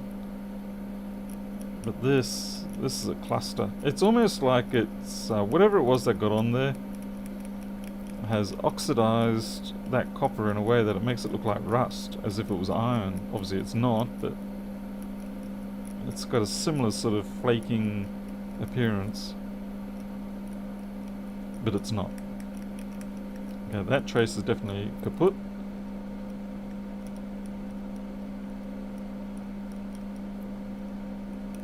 Ooh, and hopefully there's no veer under that. Hopefully that's just a nose stuff. That doesn't matter because, yeah, I don't think there's no veer that I can see. Okay, we don't need to rebuild that because it basically doesn't go any. Oh wait, maybe we do. There's a veer there. That's going to be a problem. Yeah, this is going to be a technical fix for the sake of fixing, not for any other reason. Financially, it would be a poor choice to repair this. You would definitely just be better off using one of your existing spare boards. I'd love to know what it was that ate that out.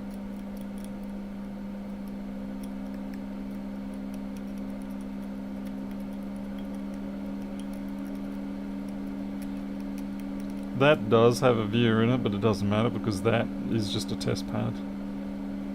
Now the only problem will be is if that corrosion works its way through to the other side.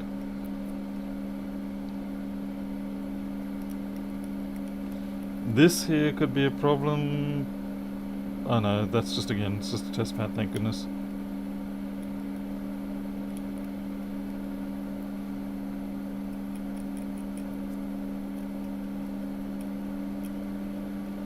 Another test pad.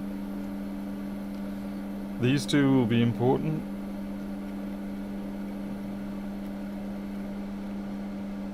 Fortunately, they look okay.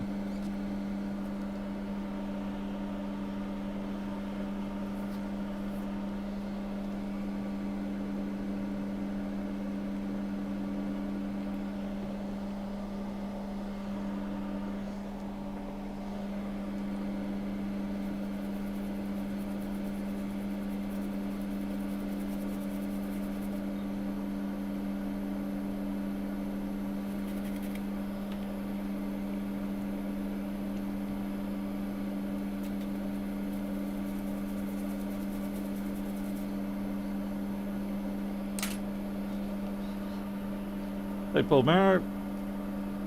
Hey Raymond from the Caribbean. Just run a drill through the... Yeah, okay, Bob here. don't mind the half other dozen traces that you take out going through there.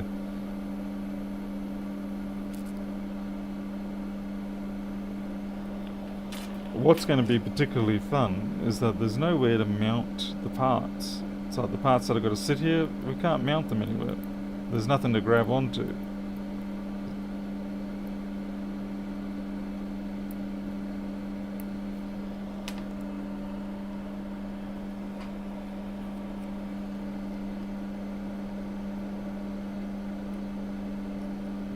Still got to get rid of all this corrosion. Can't leave it there.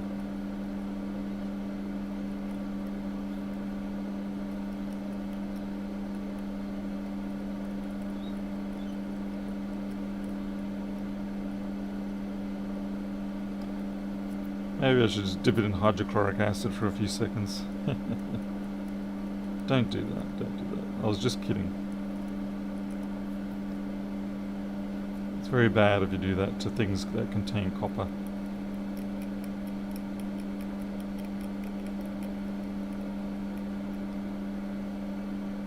And certainly don't add any peroxide in. If you go hydrochloric acid and peroxide and then stick copper into it, you won't have copper for too much longer.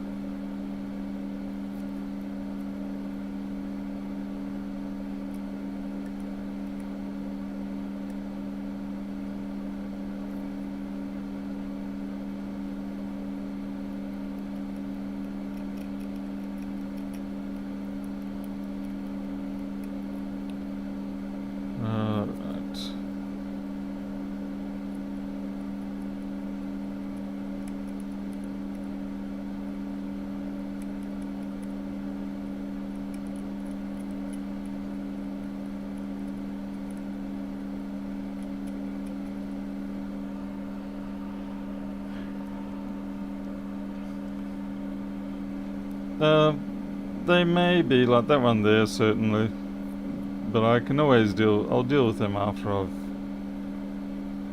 negotiated my way with prejudice on the rest of this board first.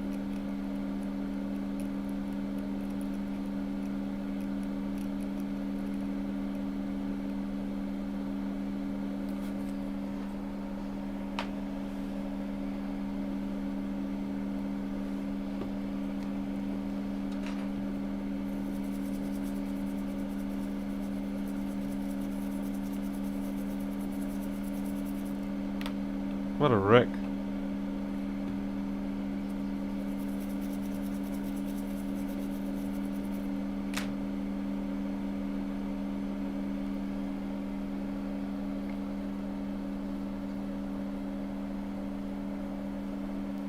Yeah, JCT, that's right. And it could be anything from a nice leisurely 15-minute etch to a quick pull it out before you've even stuck it all the way in type etch. Not recommended for the latter. Funnily enough, the last time I used that mix was when I was in South Africa. Although getting peroxide was a little harder than I thought it would be when I was over there.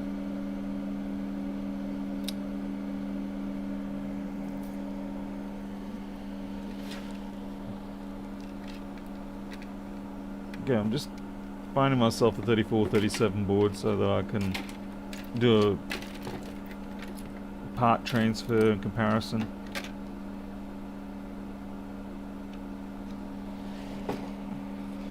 I'm not a fan of ferric chloride, I will tell you that now. Not even from the 80s and whatnot.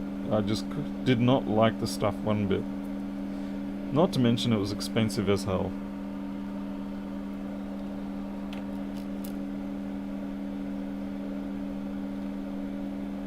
In the end, I started using sodium persulfate as my preferred etchant. It did require a few bits of adjustment in the process, but overall I was happy with using sodium persulfate.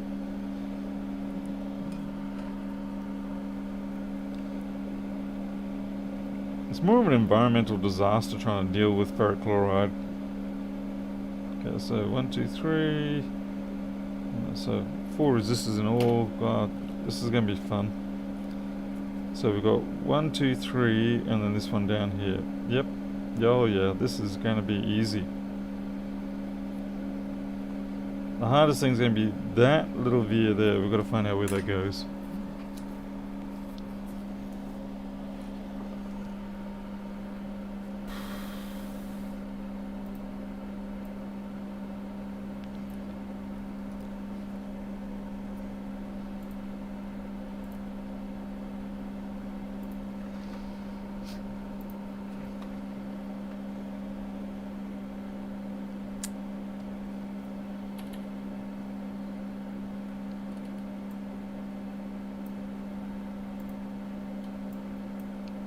So which one is that? That's the second resistor.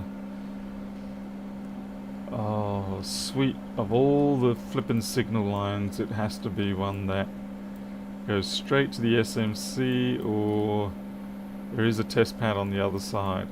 What a pain. I've got all these other test pads, but they didn't have that one. What an absolute pain. Alright, hopefully we can get a ball onto it then.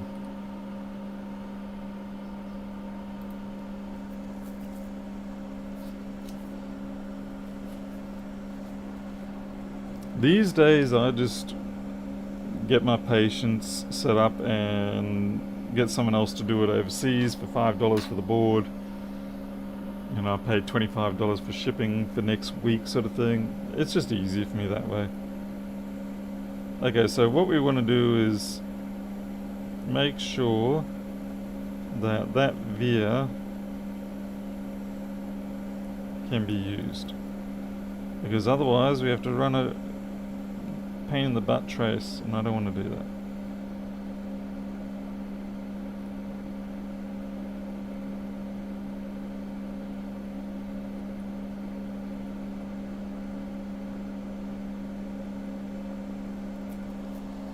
Yeah, it's looking shiny.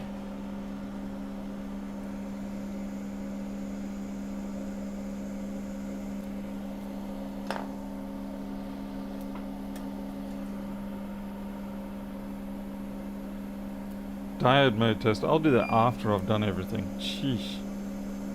People who try to do smart things first. Get out of here. Smart things first.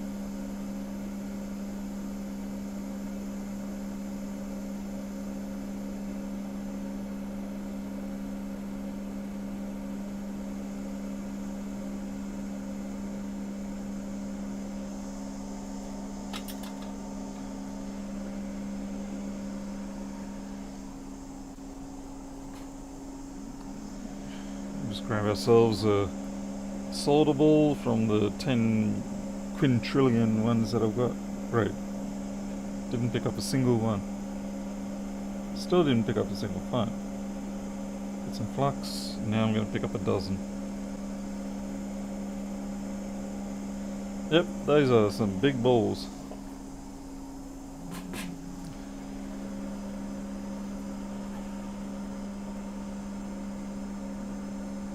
Top right of the trace as well. There's a lot of broken traces around here. So for now we're just going to ignore a lot of things.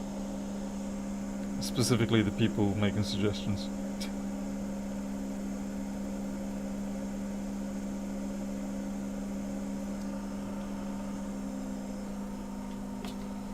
We dropped to 390, slow air. We don't want this bouncing around.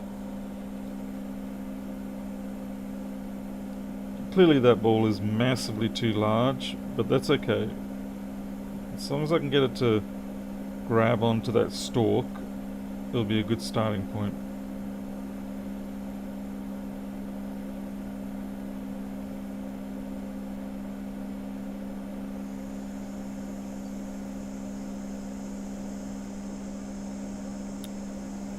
Yeah, that's not what I was hoping for.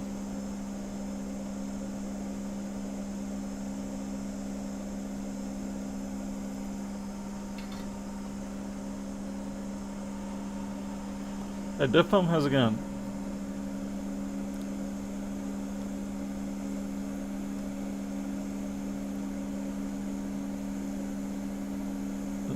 guessing this is the trace you were thinking of, because yeah, I was aware of that one.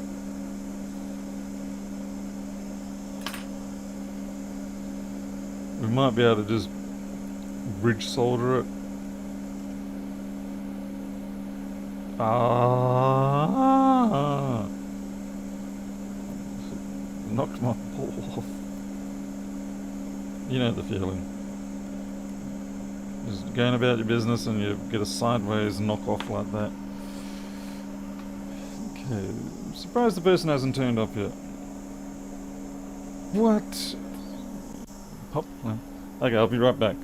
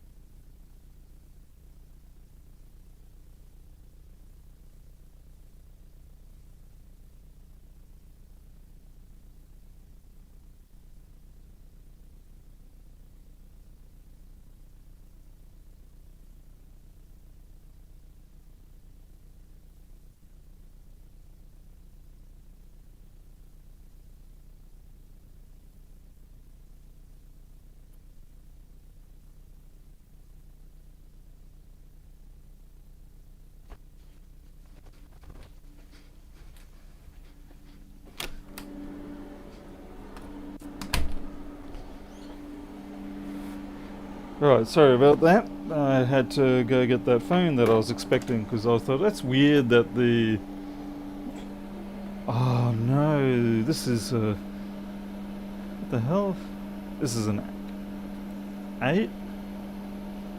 Yeah.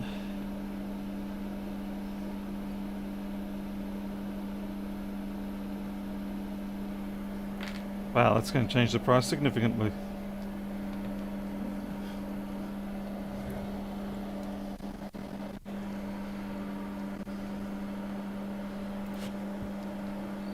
Let's see. I'm going to have to double check with them and make sure that they're okay with the higher price of the iPhone 8.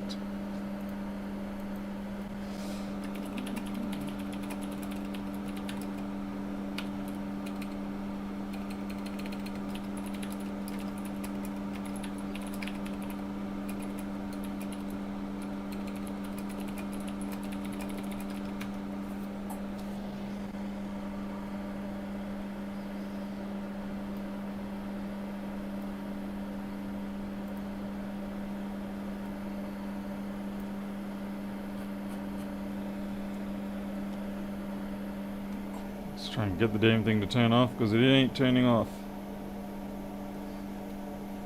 Even with the, you try to quickly slip it across. Nothing.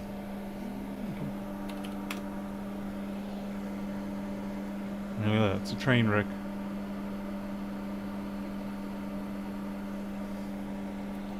Alright, so I'll put these boards aside for a second. We'll get this iPhone fixed up.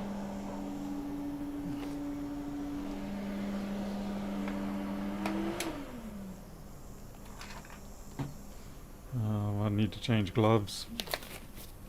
Otherwise I'm going to end up with all manner of flux and junk on the person's iPhone, which I really do not want. And they do not want.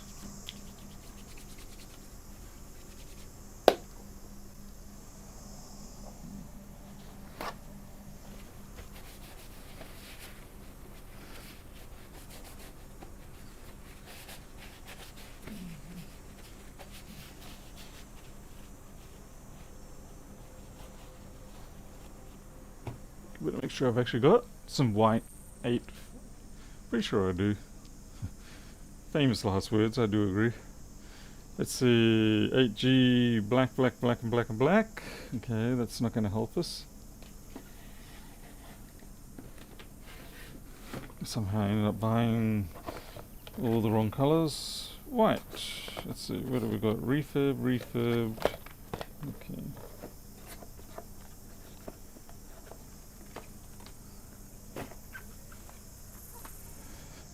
Oh, god damn, another black? How'd I pull the black out? Oh, sometimes, I don't know what happens, I have a brain mishap or something like that, but I end up overbuying the wrong type of screen for what I really need. Like this, I only have 2... What am I, blind? I swear I am blind. I swear I grabbed the white one. Okay, I have only got one white left, and everything else is black.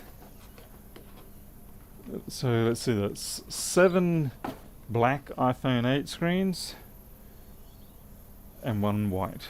So let's hope this is not a dud. Crikey. And of course, naturally, it's a long weekend.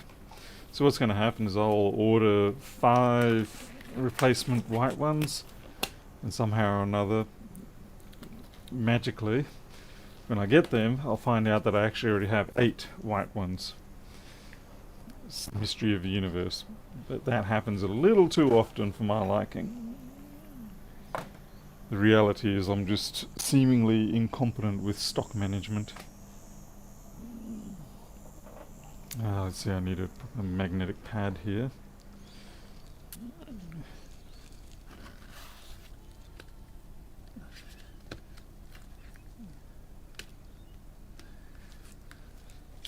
You'll do.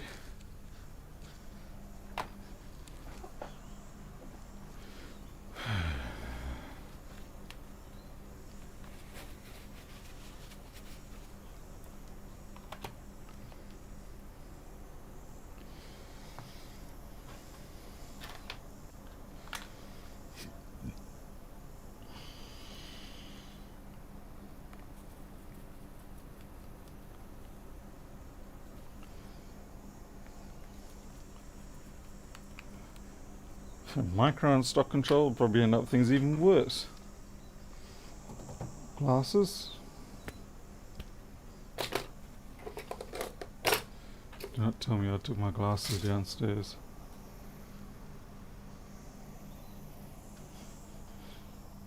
Thank goodness I didn't. These glasses need to be chained up in this room. They cannot be allowed to leave the room.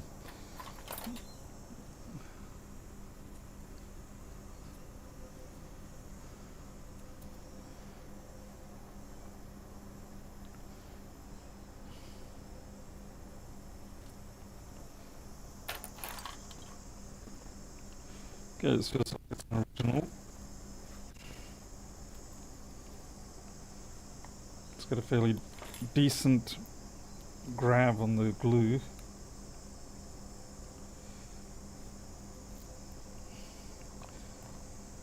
Always important to wear glasses when separating these screens off. So when you pull it up like that, the pressure along these lines creates many hundreds of tiny projectiles at high speed. Ah, cracky. That will find their way into your various body passages. Yep, this is genuine original. Okay.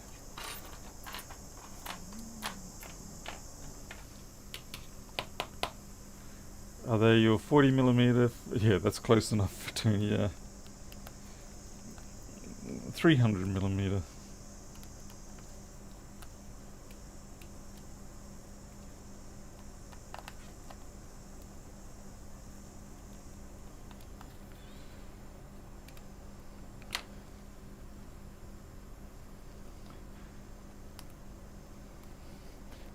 It's surprising how quickly you can end up with a lot of glasses.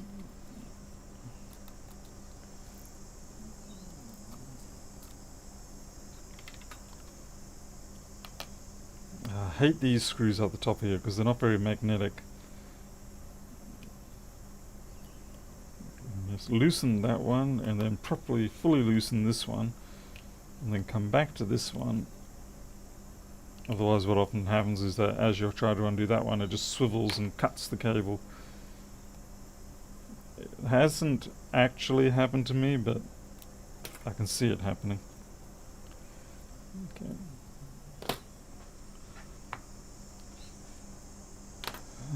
Let's see, right.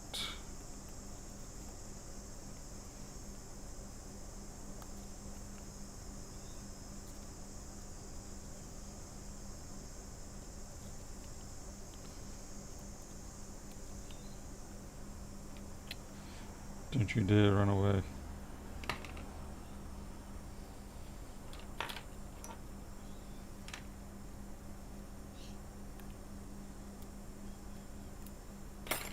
Yeah, we use 250 hot air. Soften up the glue on the touch connector, the home button. Enough, and we can get our spudger under it.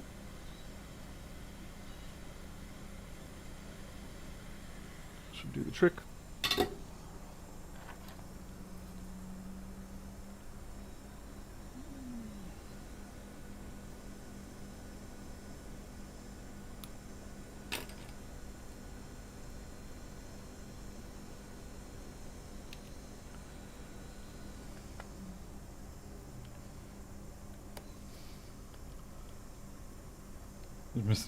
I was going to say, I thought you were being funny, to be honest, Tony. 40mm.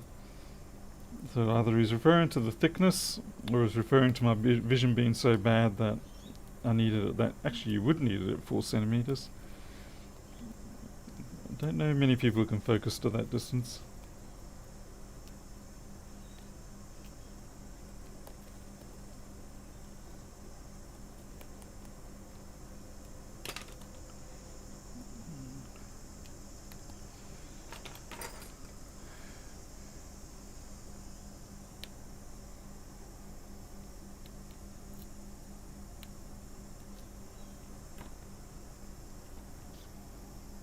And I have to do the same again up here for the heating.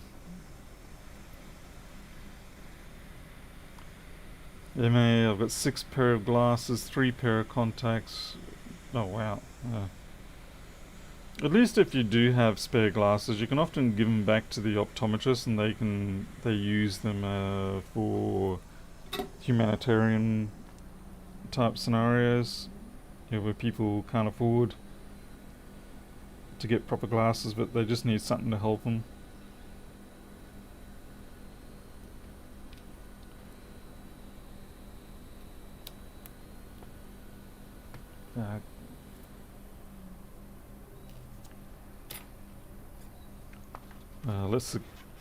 Let's bet that I've got to take the metal plate off. Scum.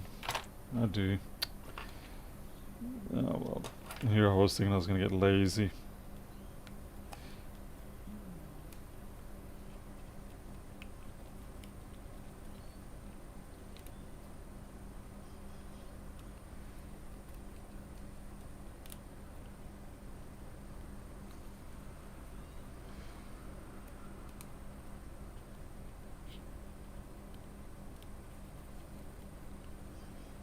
It does help a lot if you have good tools as well, like so you don't have to fight too much with the feel of what you're working with.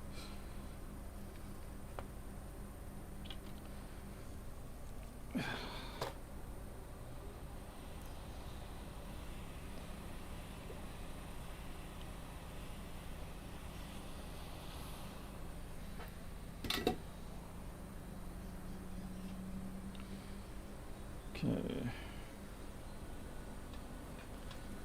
Clip these off and keep them. Useful to have those connectors around.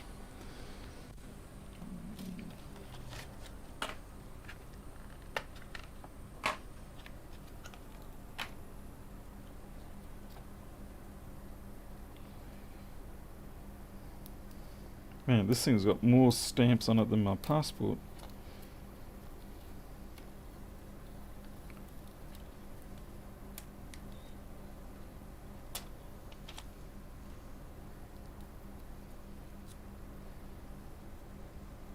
Yep, you can tell it's a refurb.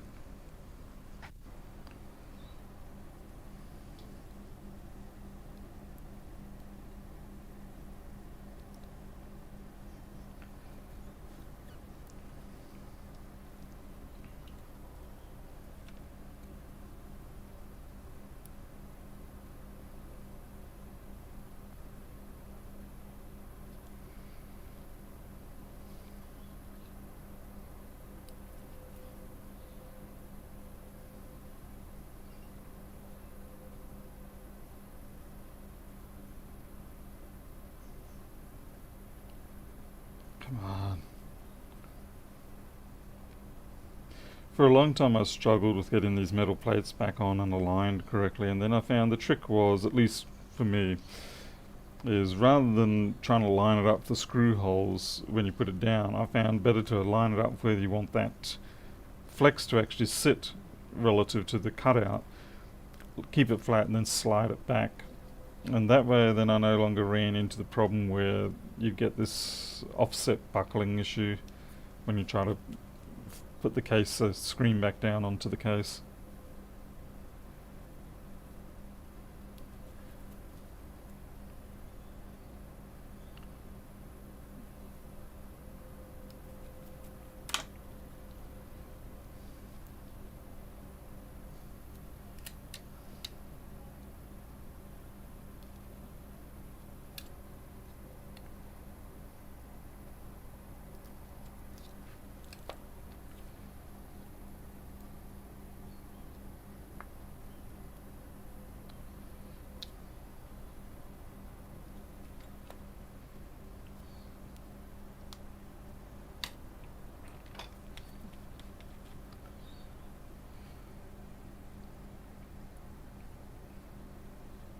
Certainly get to see every now and then some truly terrible reassemblies of this from mall shop 15-minute type places. I think they can do better jobs. I think the techs probably can do better jobs, but they're so pressed for time that they cut corners all over the place, leave out half the screws, don't bother sticking anything down, don't bother with the guides. And of course, once the customer takes that phone, even if they come back 5 minutes later or 10 seconds later, the mall place is just going to go, we don't know you. Sorry, no warranty, you dropped it. Okay.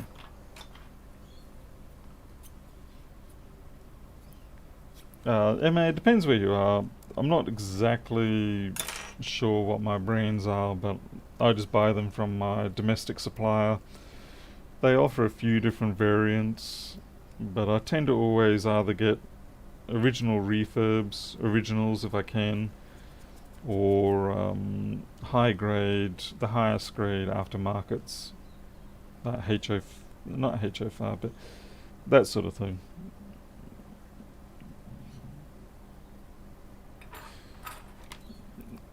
There are certainly screens I can get that are substantially cheaper.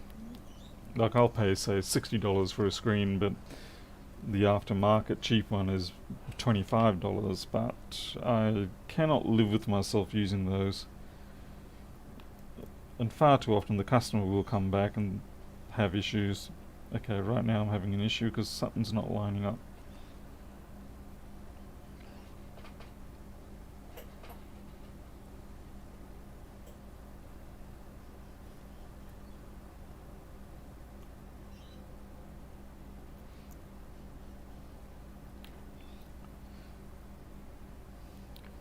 Sometimes I can't tell if it's not sitting in the rubber recess or whether it's so loose that it doesn't matter.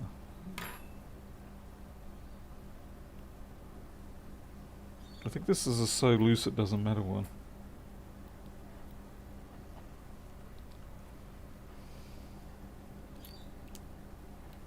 I think.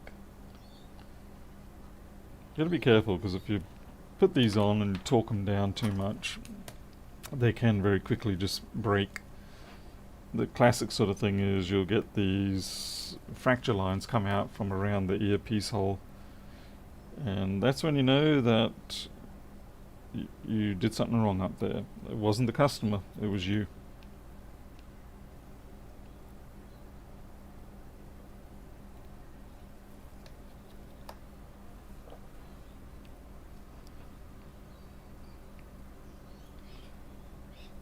Ach nee man, come on.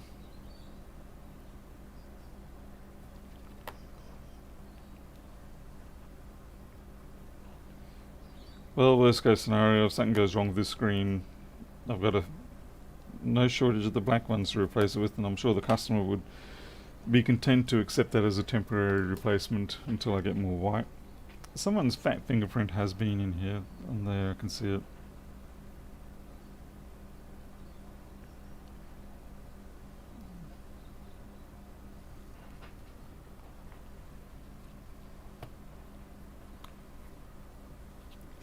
Yeah, I'll certainly stick with the high-end refurbs if you can. Okay, there's a defect on this connector. God damn. I hate this. I hate it when this happens. The question is how about it? Yeah.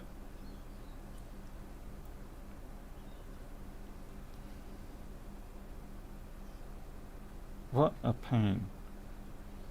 Okay, we can try and straighten that out. It might be okay, but we may just have to replace that connector entirely. And this is what I hate with the refurbs. Yeah, I do like the refurbs, I prefer them in general, but this is the sort of trash that you have to deal with every now and then. Okay, that is a very upset pin. I am not going to use that. I'm going to replace that. What a pain.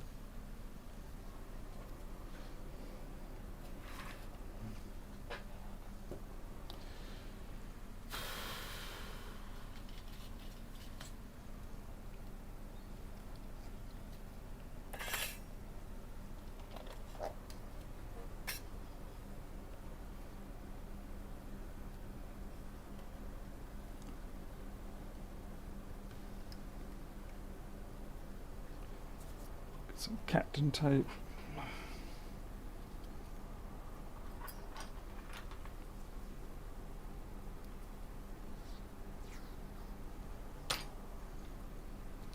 Yeah, quality control. You are the quality control. QC stickers are just part of the assembly process.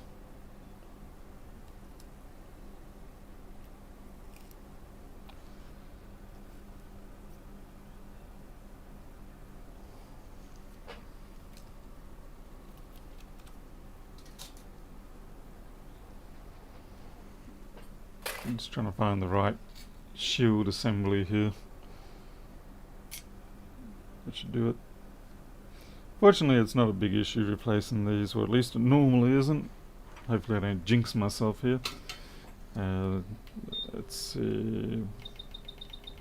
You do not need a lot of heat. 350, maybe 30. Let's see how we go.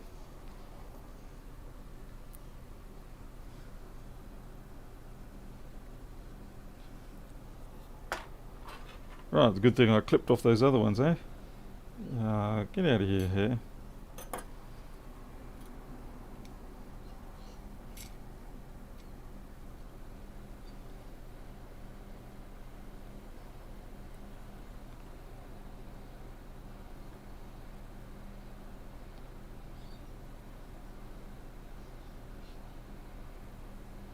Go.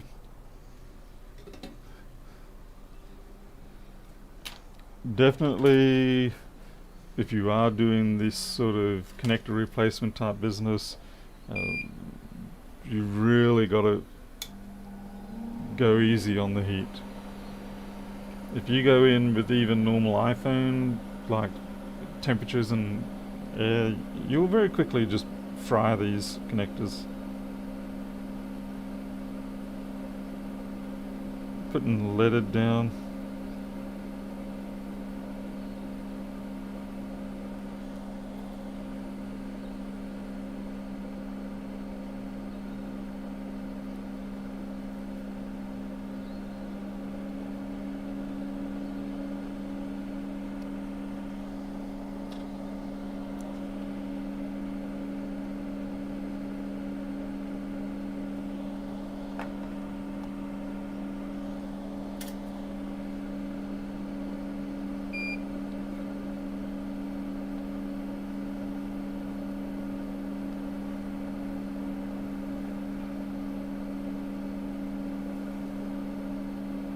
That's close enough.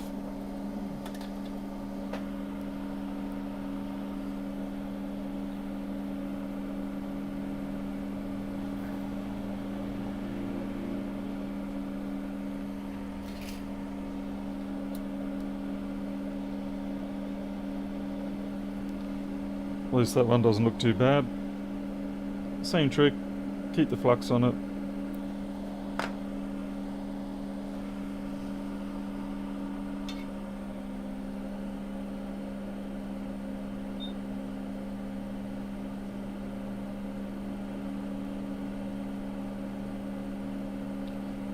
And try not to touch that inner black plastic.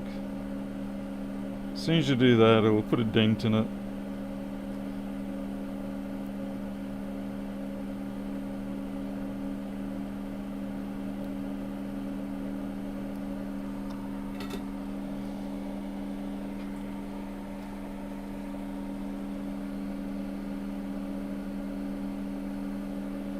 At least while it's hot is what I mean.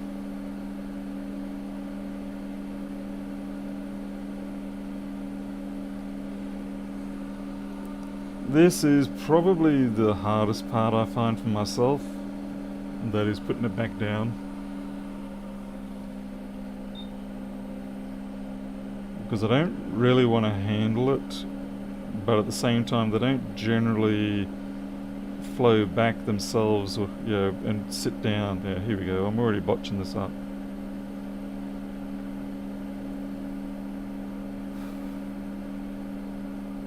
See, it's not sitting down properly.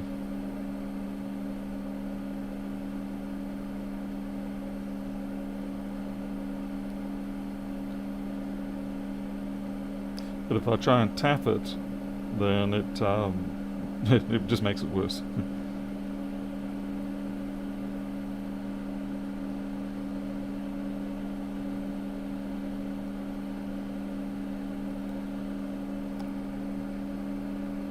Now you drifted up. Damn it.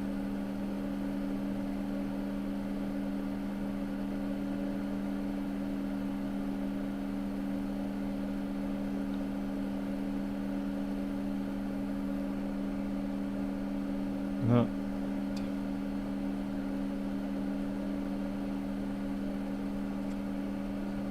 Wow, it's just getting worse and worse. Alright. I'm going to stick another piece of metal under it, because it's... There we go. I might actually have a chance here.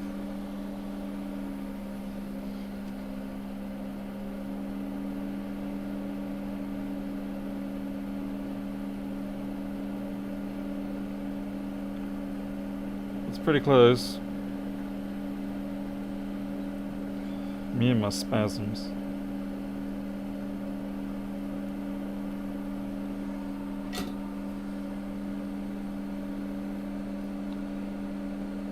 And I think we'll just go along with the micro pencil and just touch those up.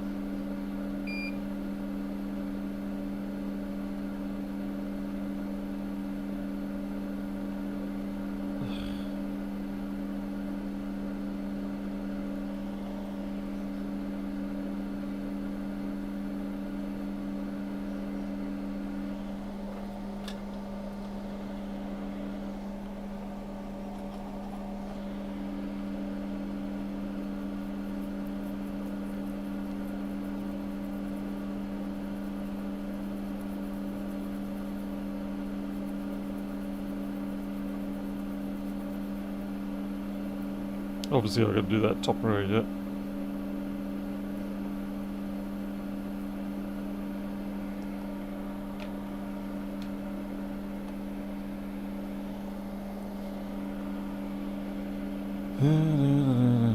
Naturally, yeah, as I said, this being my last one, yeah, last white one handy, that it would be, of course, the one that has a fault in it. Come on. I'm actually going to have to use my second hand here to hold myself steady, because I don't know, lack of sleep, lack of coffee. Ah! Oh noes, I have a bridge. It is the end of the...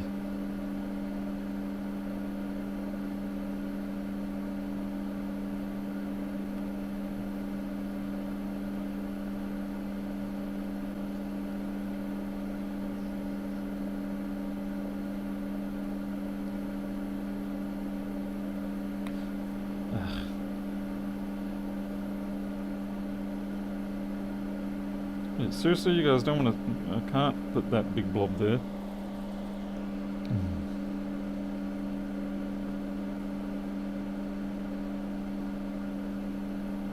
It's a very reluctant... Ah, crikey. Yep. Time to just sap away the excess.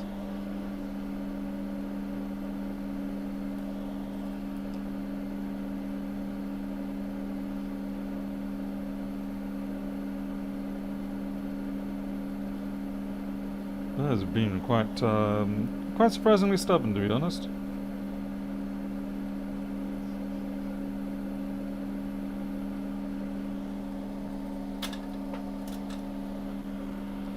It's very easy with these teeny tiny things to get frustrated, add too much heat or too much anything, and force yourself into a situation where you have to do it all again.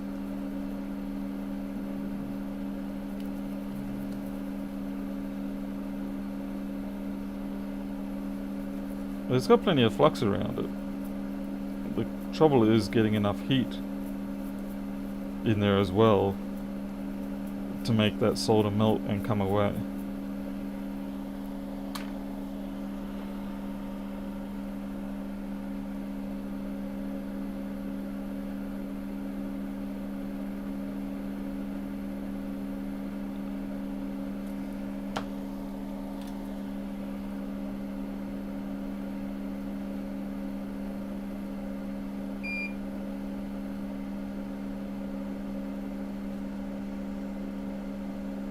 Gotcha. Yeah, I think I'll just leave that there. I don't think I want to mess with it anymore. I've already pushed my luck at least 2 or 3 times over.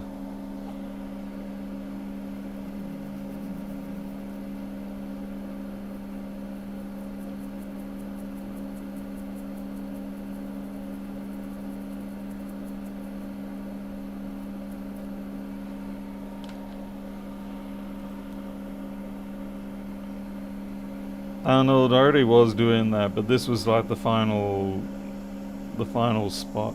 I mean, you could see I was doing it at the earlier part. I was dragging it over. But sometimes you do get to the point where you do have a blob and you effectively just start dragging the blob rather than distributing it.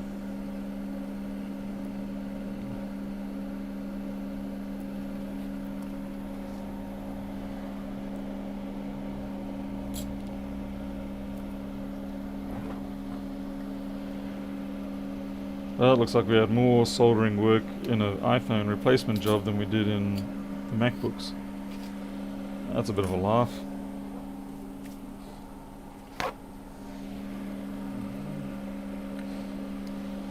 And now to remove the Captain tape and hopefully not tear anything.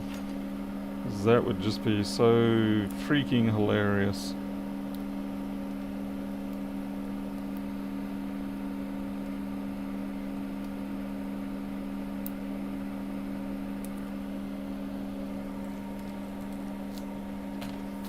Nothing like doing that. You think you finished a job and you just pull the tape off and then you realise you've torn the flexes. And you just break down and cry.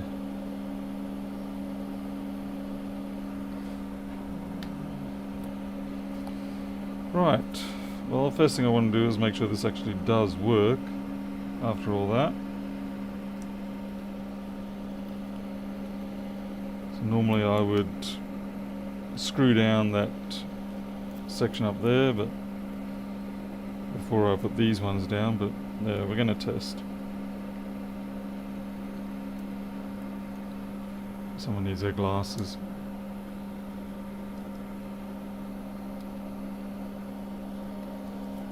Not a good idea to use your mouth to open up those glasses arms when you're the sort of person who does this kind of work. You can be pretty sure there's going to be flux and solder and all sorts of stuff on it.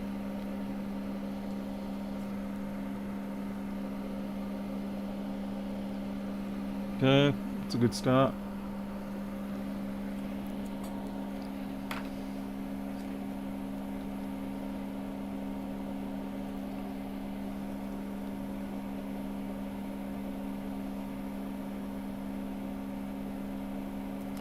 Even better when you nick a cable and closing the phone back up. Oh, hell no.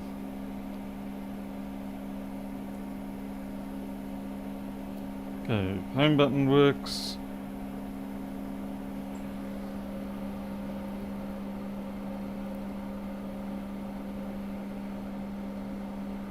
Okay, there is a glitch there. I don't know if it's my finger or... Yep, we've got a problem.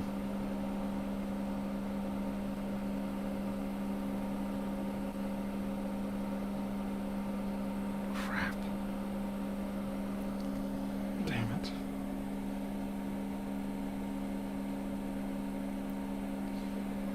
We've got vertical line. What the heck? This is a downright disaster.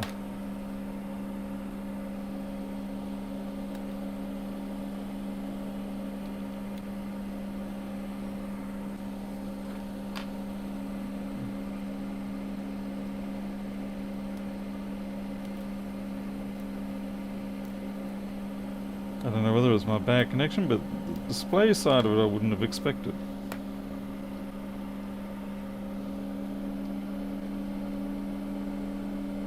Everything looks perfectly good there. It's got to be my side.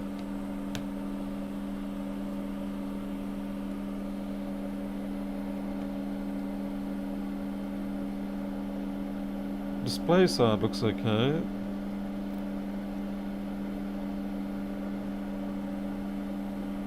Okay, it looks like my connector has a bit of a bend in it.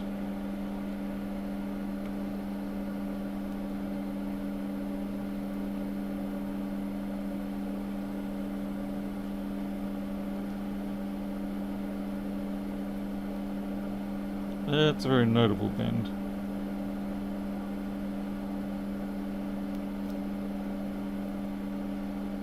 Now it's straight.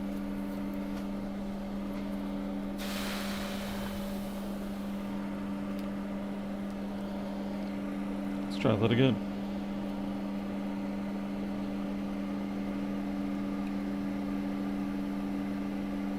Mind you, that vertical stripe I can't blame on my connector, because as far as I know, the vertical stripe would be driven by the small connector.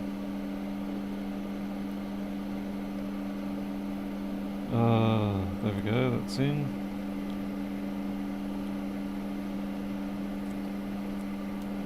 That's in. I've left that off, which means it's probably going to boot real slow.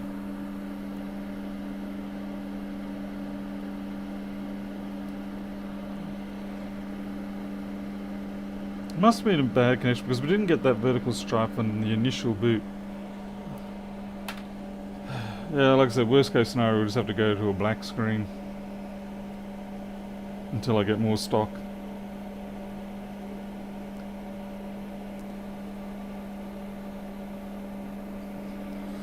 Okay, let's try this again.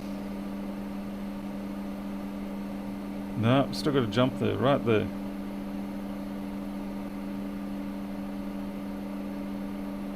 What the hell's going on? And interestingly, once the jump starts, we get this two bands going on. No, I'm gonna have to give him a black screen. Crap.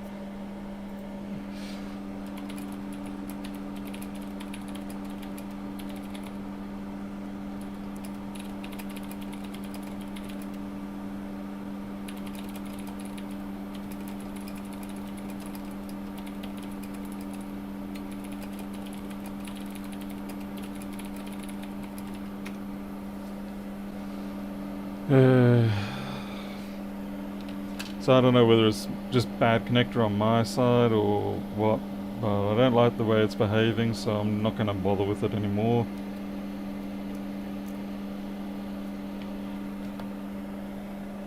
It really sucks.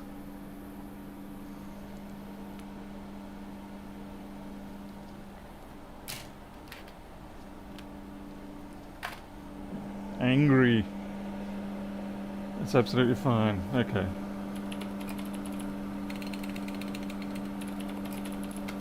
Alright, they're fine with that.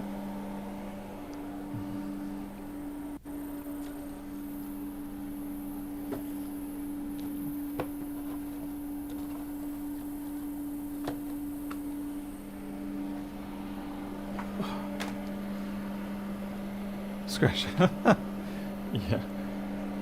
I don't think that'll go down too well. Now some people are going to say, well, why don't I test the screens before I actually use them in the assembly? And the reason being is that it happens infrequently enough that there's no real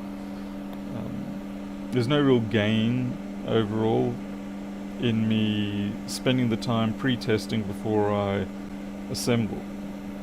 Yeah, 96% of the time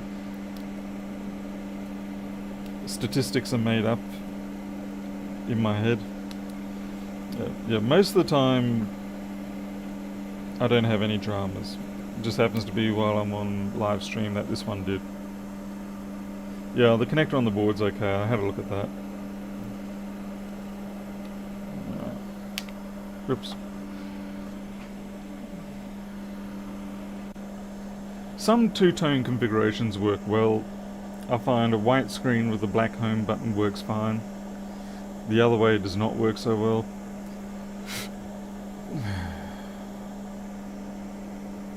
I'm an idiot. I forgot to take the true tone from the old one. Crap. Oh well. I clipped it before I had a chance.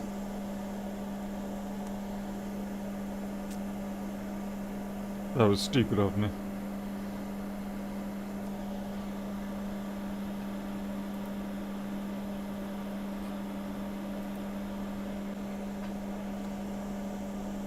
This is obviously taking quite a while because I do not even have the home button on it.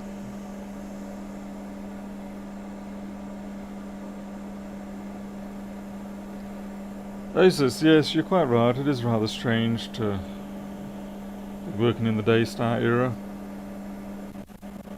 Ach, niemand, it's taking forever.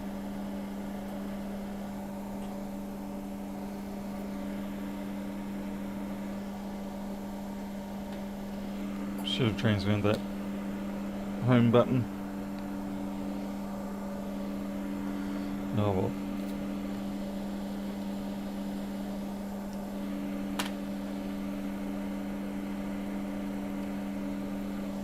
And the other thing, of course, I don't like is the fact that you're subjecting the home button to additional risk now.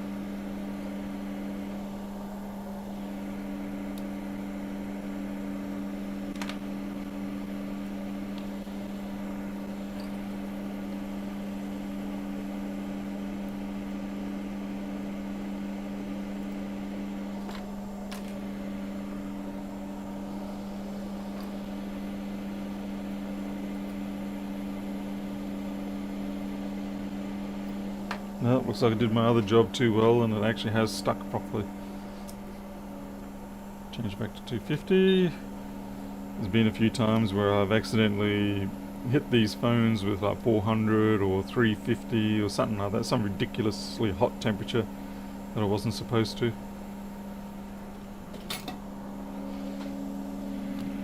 I'm probably going to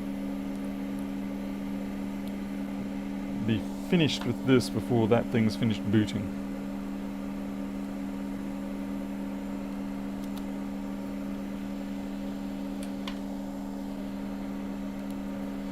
Well, I guess it's a race then.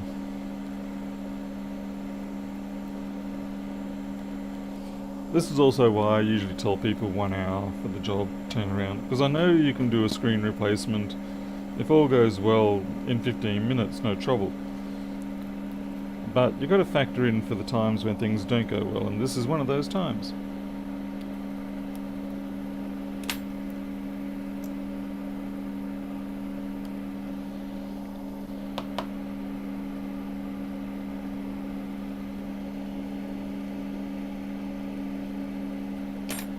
Well, looks like I need some heat up here too. Ah.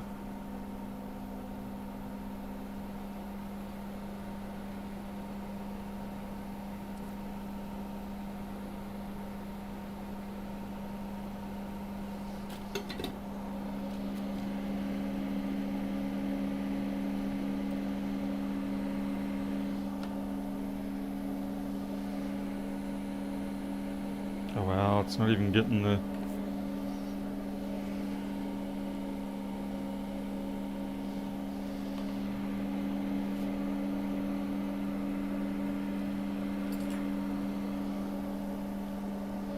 Sorry dude, time out.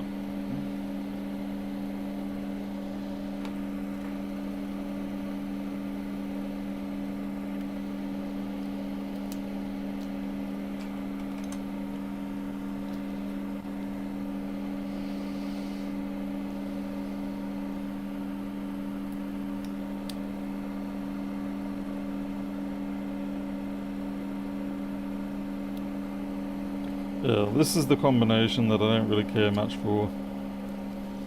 It just looks a little bit strange.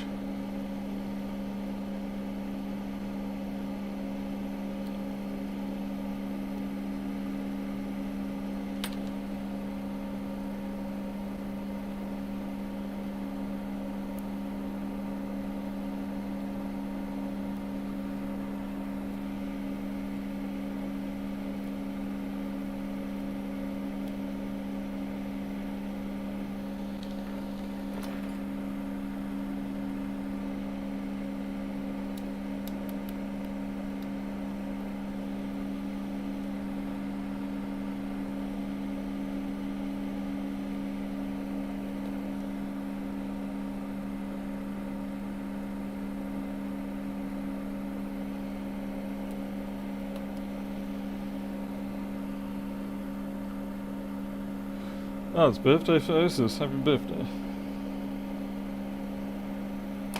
Should we ask how old you are? Is that permitted? Some people don't appreciate being asked.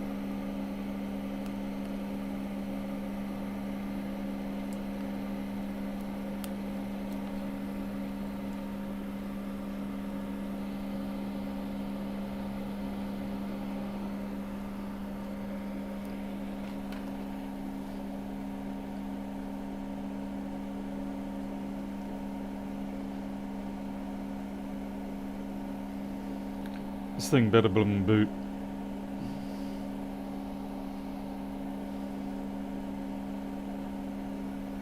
Four o'clock's... Ah yeah, okay, we're booted. Yep. Okay. So that's perfectly smooth, no problems. So it's the screen. Screen or the connector or something. And there's no vertical striping. Hey Steve K, yep, it's true. Strange but true.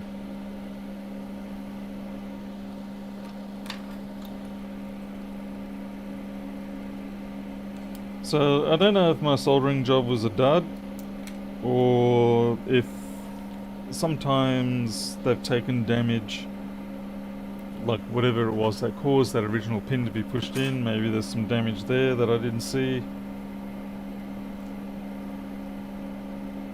Yeah, maybe I would have been better off just bending back the broken one, but I really can't abide by that sort of thing.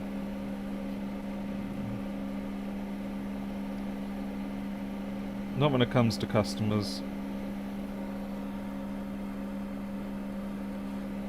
No, I'll return the defective one, assuming I get around to returning it. I've probably got a box full of defective screens over the last 12 months that I am meant to send back, but I gotta admit, many times I do just eat the cost simply because I'm too lazy to get around to organising the RMAs and all that stuff. Yeah, sometimes it really is cheaper to just not do anything. Obviously, if it's for new screens like iPhone, 10 or 11s, things like that, then yeah, you probably are better off getting RMAs.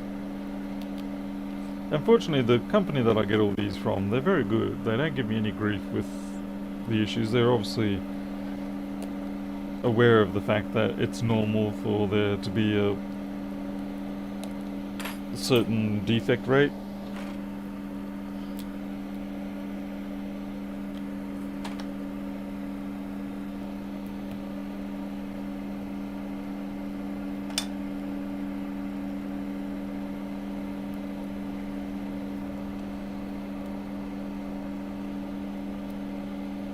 I think that's why I've pretty much stuck with this particular supplier, even though some other places might have better pricing for the same gear, or yeah, other positive things that perhaps under normal circumstances you consider taking.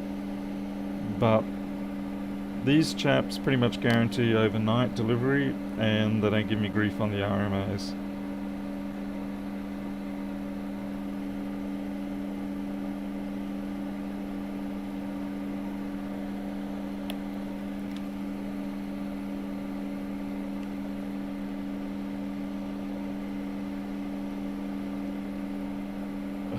Come on.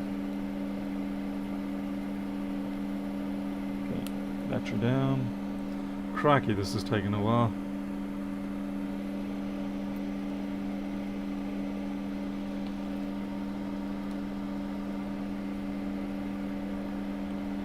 Hopefully after all this we don't pinch the cable on the closure.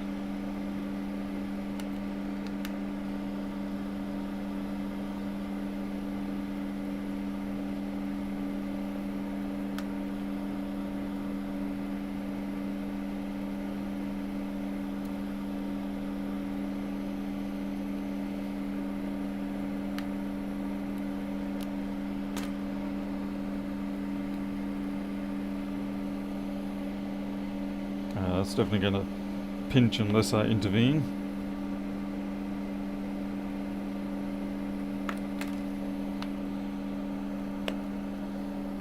And sightline it down the side, make sure you don't have a bobble up. If you do have a buckle up, it's already too late, since you've already squeezed down the screen, but at least you know what you're going to be in for.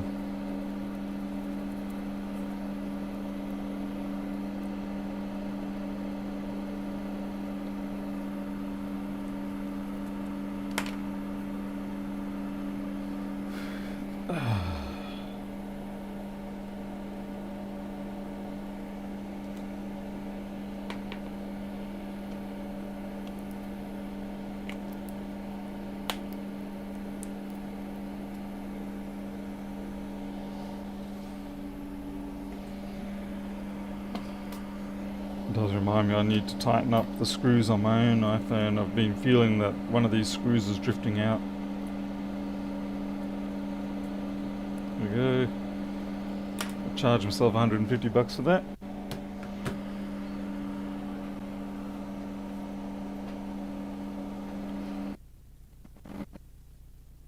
Looking good. Yeah, using SOS only.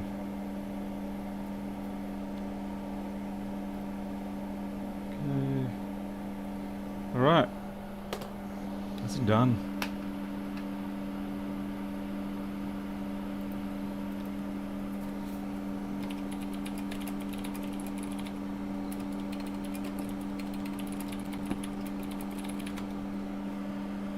Alright, well, sorry about that, but I'm actually gonna have to finish up, even though we didn't get to finish up those main boards. But the main boards we can do a bit later. Well, I'm going to go and take a break, get some coffee, write up the invoices, do the paperwork for this job, and take a break for a bit. Anyway, thanks very much for sticking around. Looks like the audio issues, I think we are pretty much solved with now. Maybe every now and then there might be a tiny glitch if it, fold of fat rolls over the transmitter, but I think overall we've got it sorted out. So yeah, coffee, kitties, food, and money. So we'll do. Okay, I'll see you all later. Until then, you'll take care.